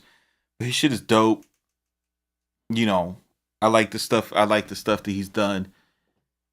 And I come across this video where he's got his output desk, and this is and I'm like, hold up, bro, like he's still, because they've come out with a new D box, right? And he's breaking down his setup here. I realized I should just find a little more balance in my life. And it was probably one of the best things I could have done. It's a lot more inspiring just to take a breath away from it. We are here in Los Angeles, California at my studio space, at my home. I like to be centrally in my living room, I like to be around all the nature. Sound isn't the first priority, vibes are first priority for me, so that's what I'm doing. Once I ended up getting the output desk, I ended up making like this little modular system that I can just patch into everything. My space is very minimal. I don't really like having things all over my desk. I don't like a lot of clutter. I'm not the most classically trained musician on the keys, so I like to use an Ableton Push. This can kind of keep things like in key and just in sync. Everything in my whole headphones, out of my computer, and I like to sum out of here in headphones if I need to do different references and things like that. And then I like to, with my Dangerous D-Box, I like to sum out of my computer, and I go into this, and this is an analog summing box. So once I seen bro had one of these and he had the old one, I was like, yo, they're still, like, these things are still going. I had to find out for myself, right? Because I wanted one ever since back then. I had experimented with summing. I was gonna get like a cheap summing box. I called Vintage King. They was like, yo, if you're not fucking summing 16, you should get something else. So I was kind of off summing for a while. I also didn't really understand summing until I got this, right? So a lot of people, and because you'll see it on YouTube, and it's really stupid, right? They'll get summing boxes, and they'll be like, all right, I'm gonna take a mix that I did without the summing box, and I'm gonna put it between the two, and you will hear like no difference between the mix going through the summing box and the mix being summed by the computer. You'll hear no difference, but they'll sit there and make up some shit like, oh, the bass sounds a little bit rounder and you can really feel that separation from the sine waves. And like, no, you can't, bro.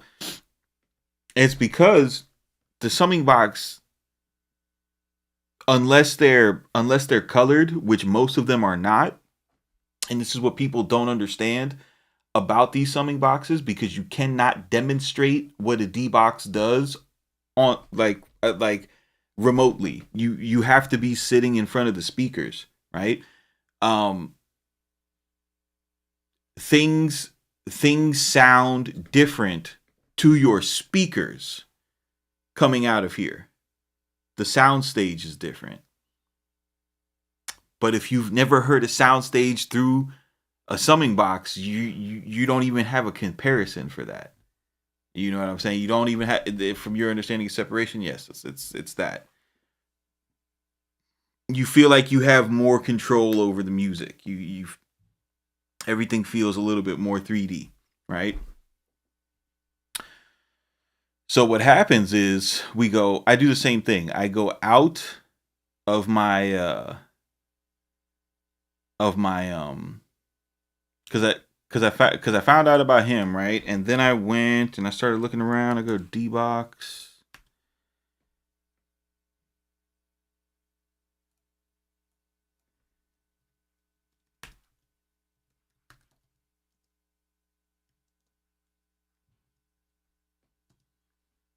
Right. And then I came across this guy who shows us how to hook it up. So mute the Q system. That's it. D-sub format. The sum output of the D-Box, which is in... Which this is what I got going on. I got a D-sub cable going to the input and then out. But instead of coming back to my line inputs on my interface from some out, I go to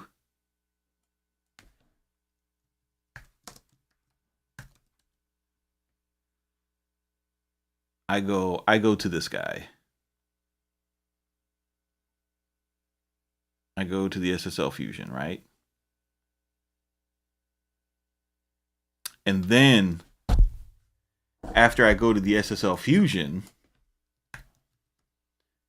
I go to the Saucemaster 4000, and this is why I say this is why I say that it's a 2010 loadout, because I don't come back in with my Apollo. I come back in with the with this Rosetta. This is my converter.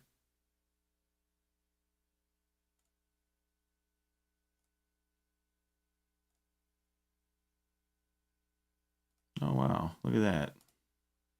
How do you still have that screen?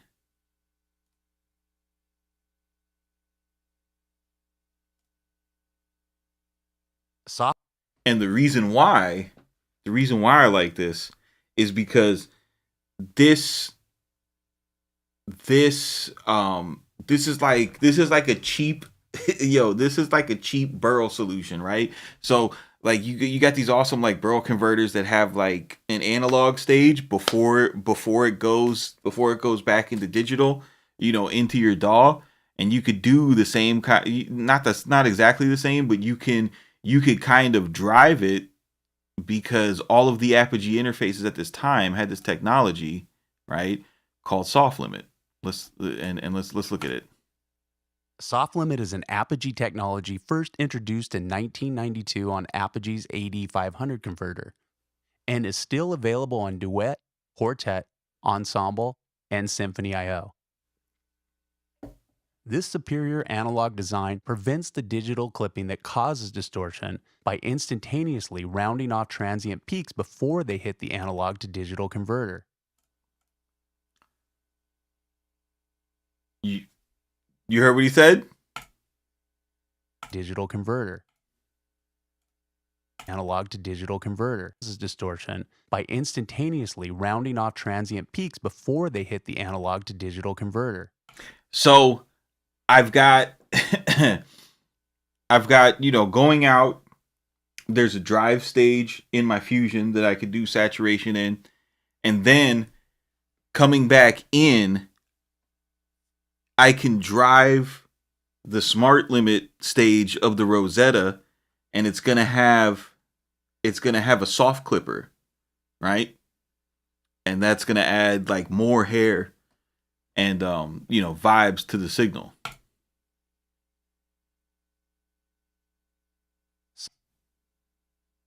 Soft limit allows several more decibels of apparent level to be recorded and works great for an enthusiastic singer or drummer. Not only can soft limit be a great tool for tracking, but can also be a great mastering tool as well. Here's a trick you can do to get a few more dB out of your track and add some analog warmth. On output 1 and 2 in Logic, set up an analog insert by going to Utility, I/O. Assign the output to 3 and 4 or 5 and 6, assuming you don't have monitors connected to these outputs. And choose any pair of inputs. We will choose 1 and 2. Use 2 TRS to XLR male cables to connect the outputs to the inputs. Set the input you choose to plus 4 dBu in the Maestro input page, and a gauge soft limit on these 2 inputs. So you see what they're doing? How like how they're using it with the quartet? They're using it to drive the input stage. Like that's what's dope about these Apogee interfaces. So the reason why I have the Rosetta 200 is because it's cheap. You can go to Reverb right now.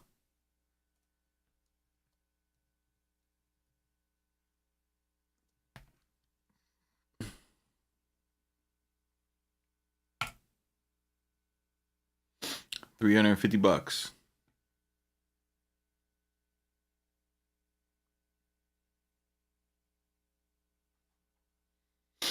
$350, and this is why I don't have the the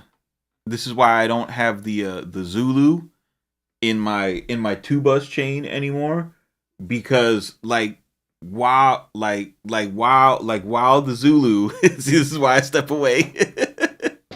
While the Zulu is fantastic, because it's passive, you lose like fucking 8 dB going into it, and then you got to find a way to pick it back up. You got to run it through a preamp or stuff like that. So using Smart Limit, I don't need to put another preamp in this chain just to pull gain back into the I get less control. I don't have all of those options that the Zulu has, but the Rosetta is designed specifically for taking a stereo signal, and then using it's not tape compression, but it's a tape like compression, okay, to tame all of your signal that goes over the threshold and would have otherwise caused clipping on your way in, and it makes stuff sound fucking like this.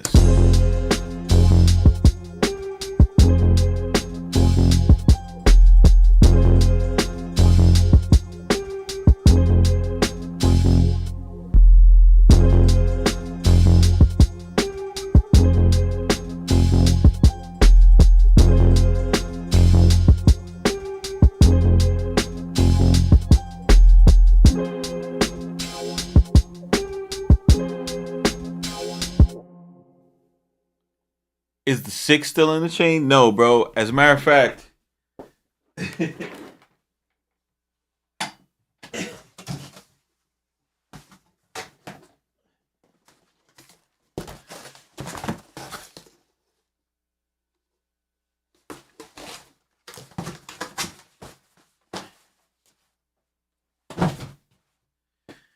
that's where the 6 is. 6 is in a box on the floor. I don't need it, like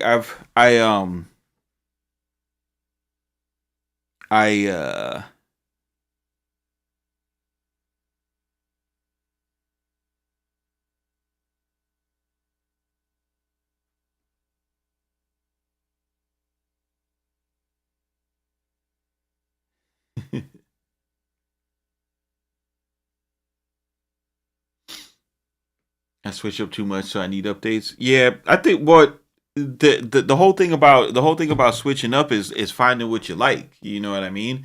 Because the problem with this stuff is you don't really know what's gonna work for you until you have it in your lab, bro. You know what I mean? Like you just don't know, and it doesn't make sense to buy something that's super expensive and then just keep it because you bought it, but it's not but it's not working out for you, you know. Jay makes beats. SSL has never been known for the preamps. Yeah, I mean, I don't really do I don't really do like a lot of preamp clipping and driving, you know what I mean? That's why I don't like that. Like I don't have any like sexy preamps, to be honest with you. I don't really need them for what I do.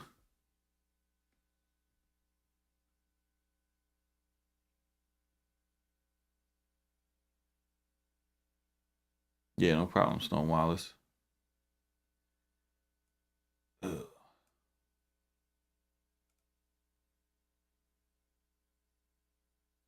This shit came out good though.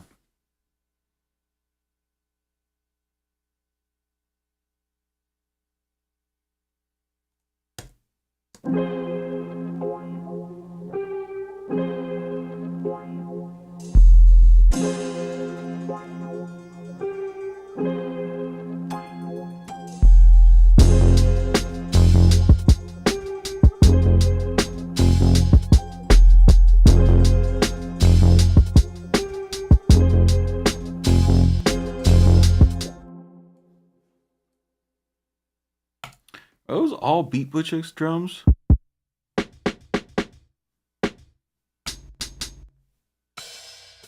Yeah, those are all Beat Butcher drums. That's crazy.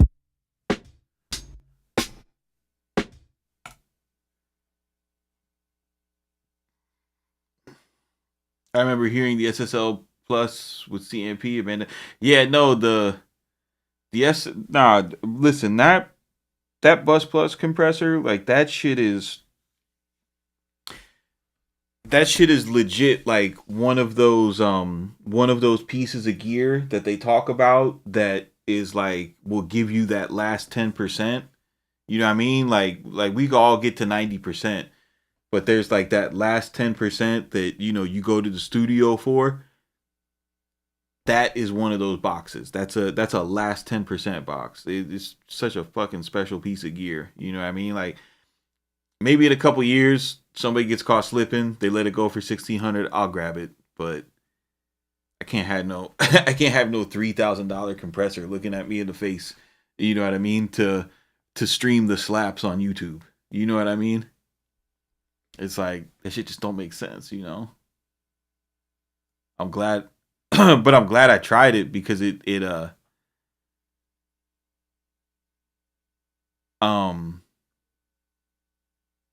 made me kind of like relax about my drums. It showed me like how important a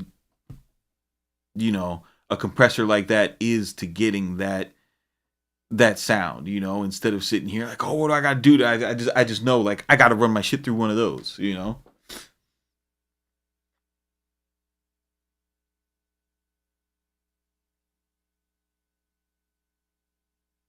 How would I route what with my current setup?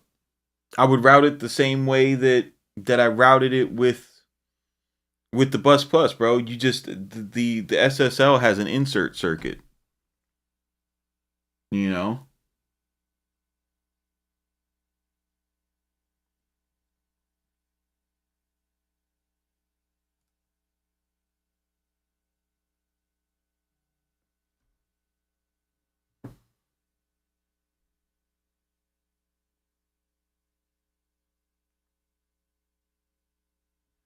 Fusion into the Bus Plus back into the DAW. Yeah, I would. Yeah, you just it's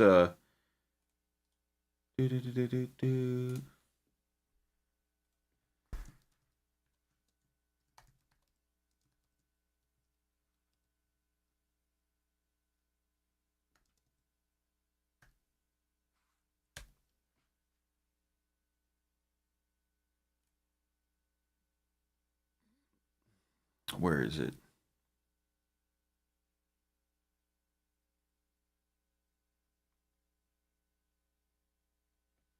So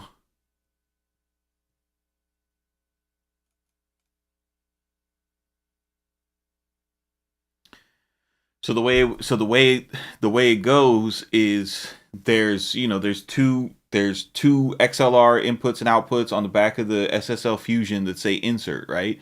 And I would take the, you know, the cables from, like, cause I'm gonna get one of them warm audio bus compressors, because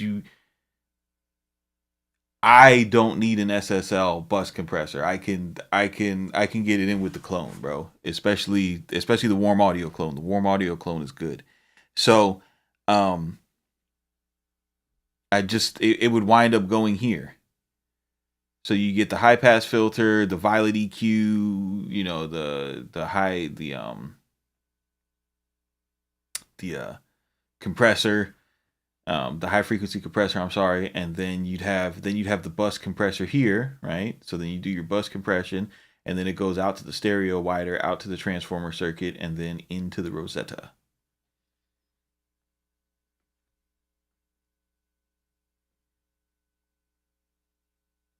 Yeah, the Dangerous 2 Bus Plus is awesome, but the Dangerous 2 Bus Plus is,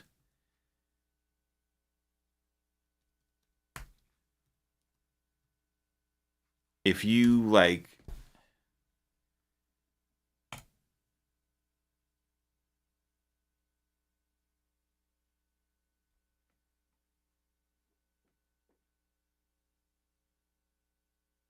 yeah, always into the Rosetta, bro. Always into the Rosetta.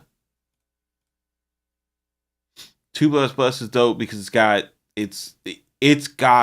the it's got the stuff that I use the Rosetta for in here.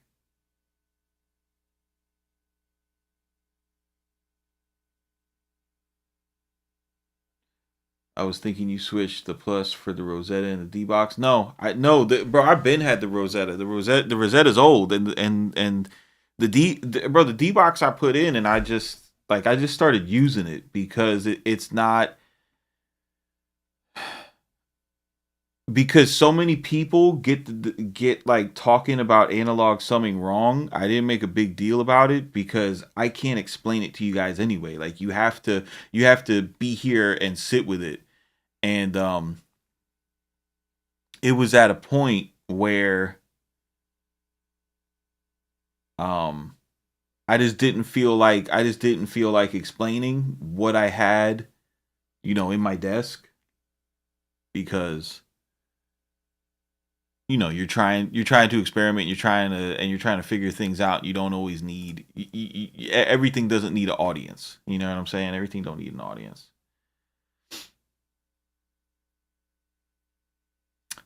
But yeah, I never got one of these because I already have the transformer. You know what I mean? I've got the transformer in the bus in the Fusion, right?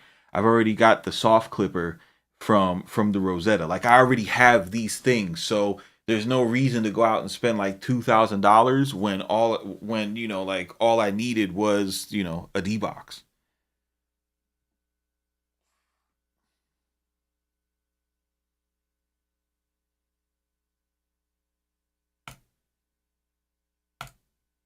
But, you know, the point is like, if you like what I'm like really, like, when I talk about these summing boxes, like, these summing boxes, they don't really mean shit unless you pair them with a seasoner at the end, bro. Like, you have to send it out to something. Like, if you're sending all that audio out of your DAW, going through the trouble to break it down, put it through, put it through like this circuit board on the D box, then you should be able to send it. You know what I mean? You should be able to send it somewhere to, you know, to throw some Sasson on it. You know what I'm saying?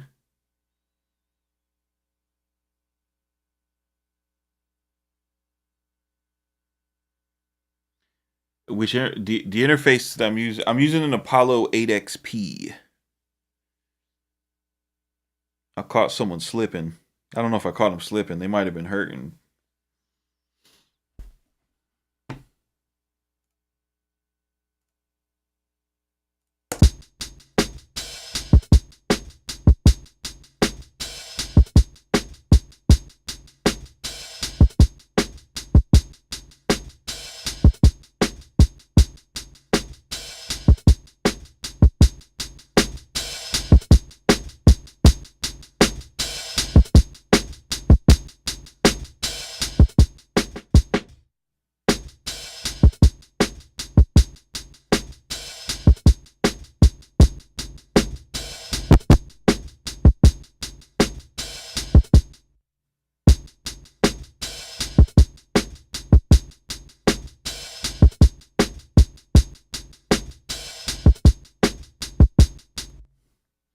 But I mean, like, Stone. It's everything. Like, it's everything that I wanted it to do. Right. So my whole for me, the whole point of um having the signal leave the box to come back in was to give it analog flavor, was to give it analog vibe, and the D box by itself does not do that, right? When it goes to when the signal goes to the Fusion, now I've got high pass filter, I've got a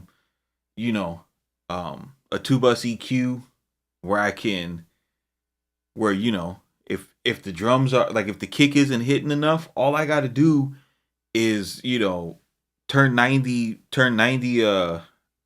hertz up 2 or 3 dB, and that shit starts whopping. You know what I mean? If the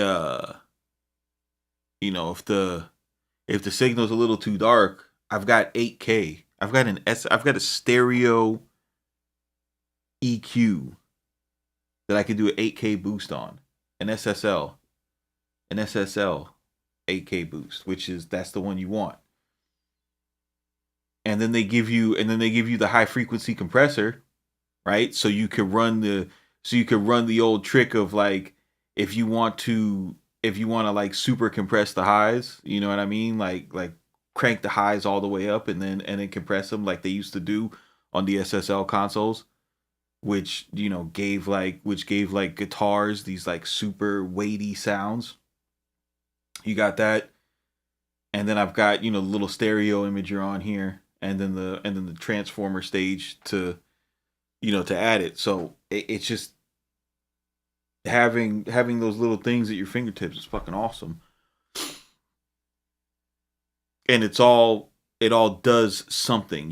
Nothing is random. It's not like looking through a list of 400 plugins thinking like, oh, what delay should I use? It's all super intentional, and you get an instant result.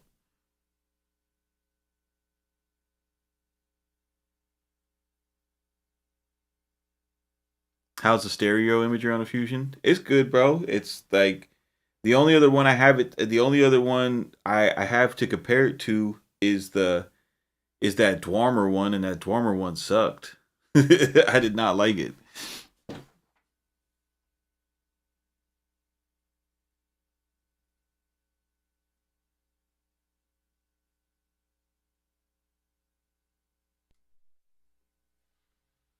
And then don't forget, you've also got the LMC compressor on here, the little Easter egg.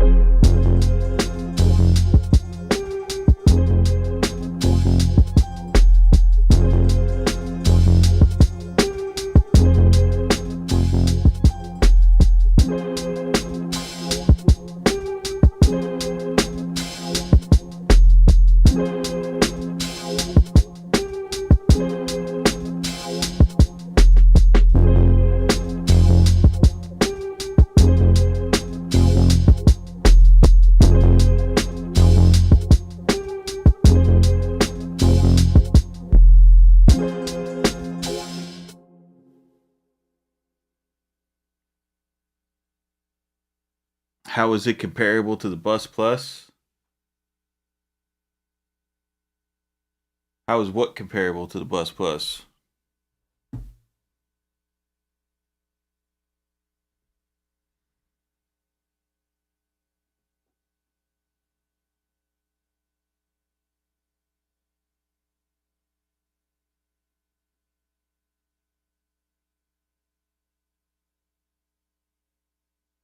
I don't remember the stereo imager. I don't remember there being a stereo imager on the Bus Plus, to be honest with you.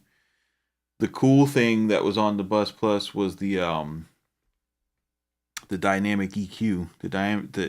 Bro, the Bus Plus is so dope because it has everything that a plugin would have. Like all the functionality of a plugin, the Bus Plus has it. That's why that thing is OD.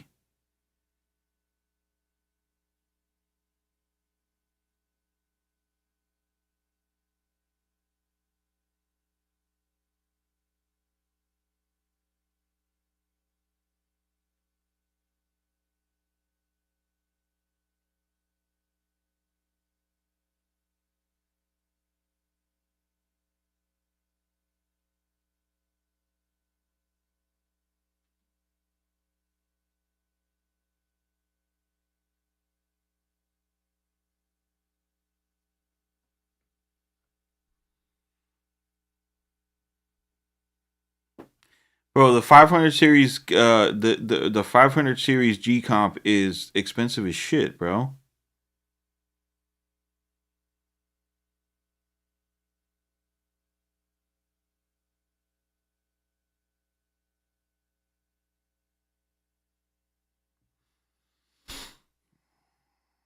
They're like 12 or 16 or whatever, but I don't like lunchboxes. I don't got really nowhere on this bitch to put a lunchbox, you know. I'd rather just pay $500. And also, I don't think the 500 series has the high pass filter. The high pass filter is so important.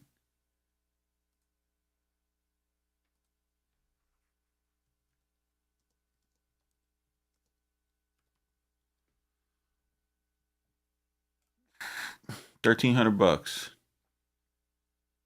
Oh, it does have the high pass filter. That's what's up.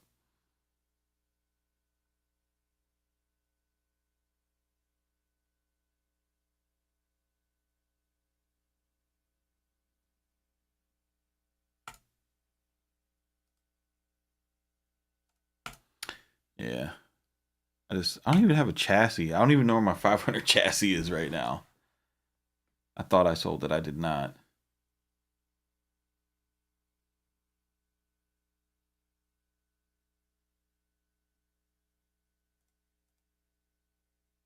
SSL have just slashed the price of some key pieces of their analog hardware by as much as 53%. And this really pissed me off.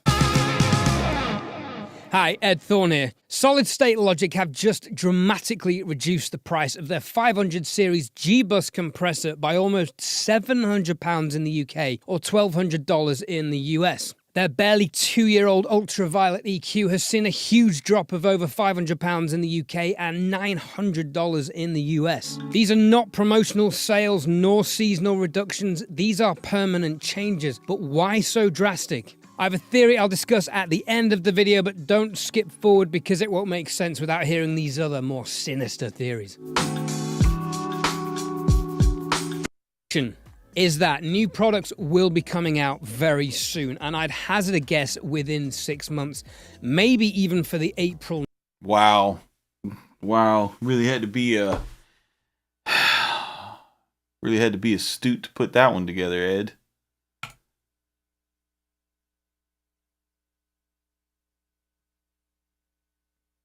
What's the Prophet X going for now?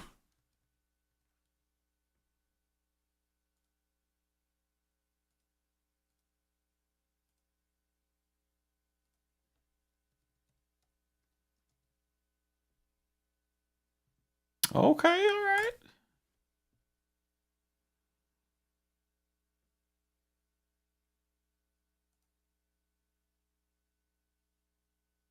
Here you go. Here's a good one. 25.9. That's as good as you're gonna find it.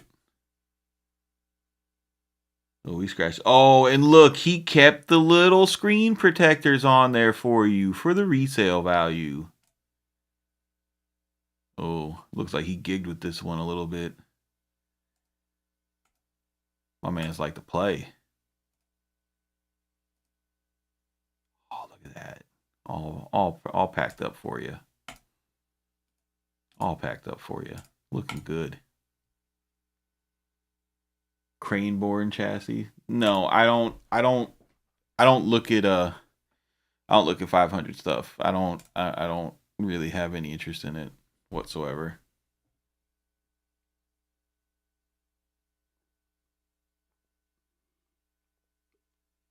A lot of people don't tell you about those magical 500s is that you need preamps to push them. Don't forget that part. Do not forget that part.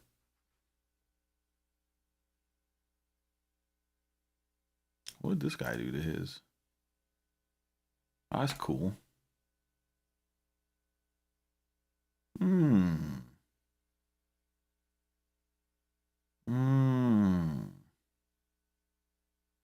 That's actually a really good idea.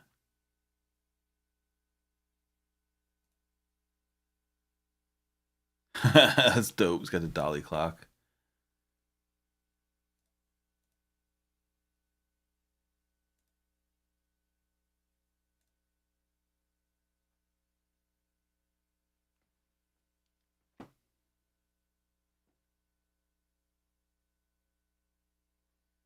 What am I planning on doing for the big 30K? I don't know. Calling you guys losers.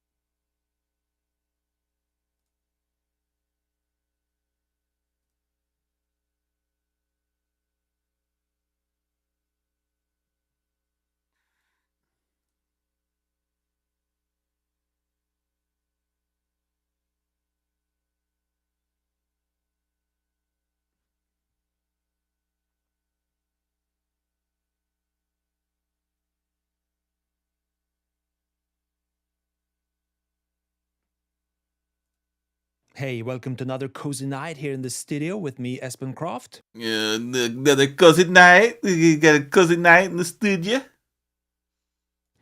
And this is the It's nice. It's a nice Prophet, yes. Prophet X. The Prophet X, the reason why I got the Prophet X? Yeah, let's go. Engine to the right of that. Top left, the big display in the middle there. You can set up 2 different effects. If you use the inbuilt Prophet VS wavetables, you can use these sliders to mix between the waveforms. And if I find a sound I really like to use and to play, I can just hold that sample down, that key down, and press sample stretch for that sample engine number 1 in this case. And now I can play that sample stretched out through the entire keyboard.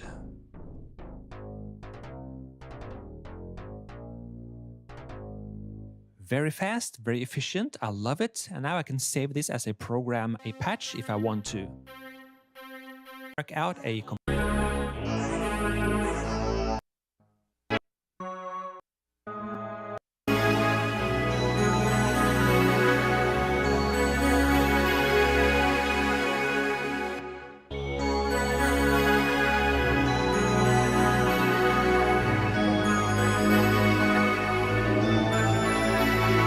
That's so good. It's so good. Cozy night in the studio. that made me go in blind and buy this instrument with not having tested it or tried it out before. In reality, all of those features I thought I might enjoy and have a good use for have proven to be even more useful and even more cool than I imagined. It really suits my vintage old school style of workflow. And when you add in those 2 extra oscillators, the SSM-like filter, inbuilt effects, the arpeggiator, the sequencer, etc. Yeah, Prophet X is the GOAT, bro. Shit's goaty. But yeah, I'm gonna get out of here, guys. Y'all keep it simple. Enjoy your weekend. What's left of it. Don't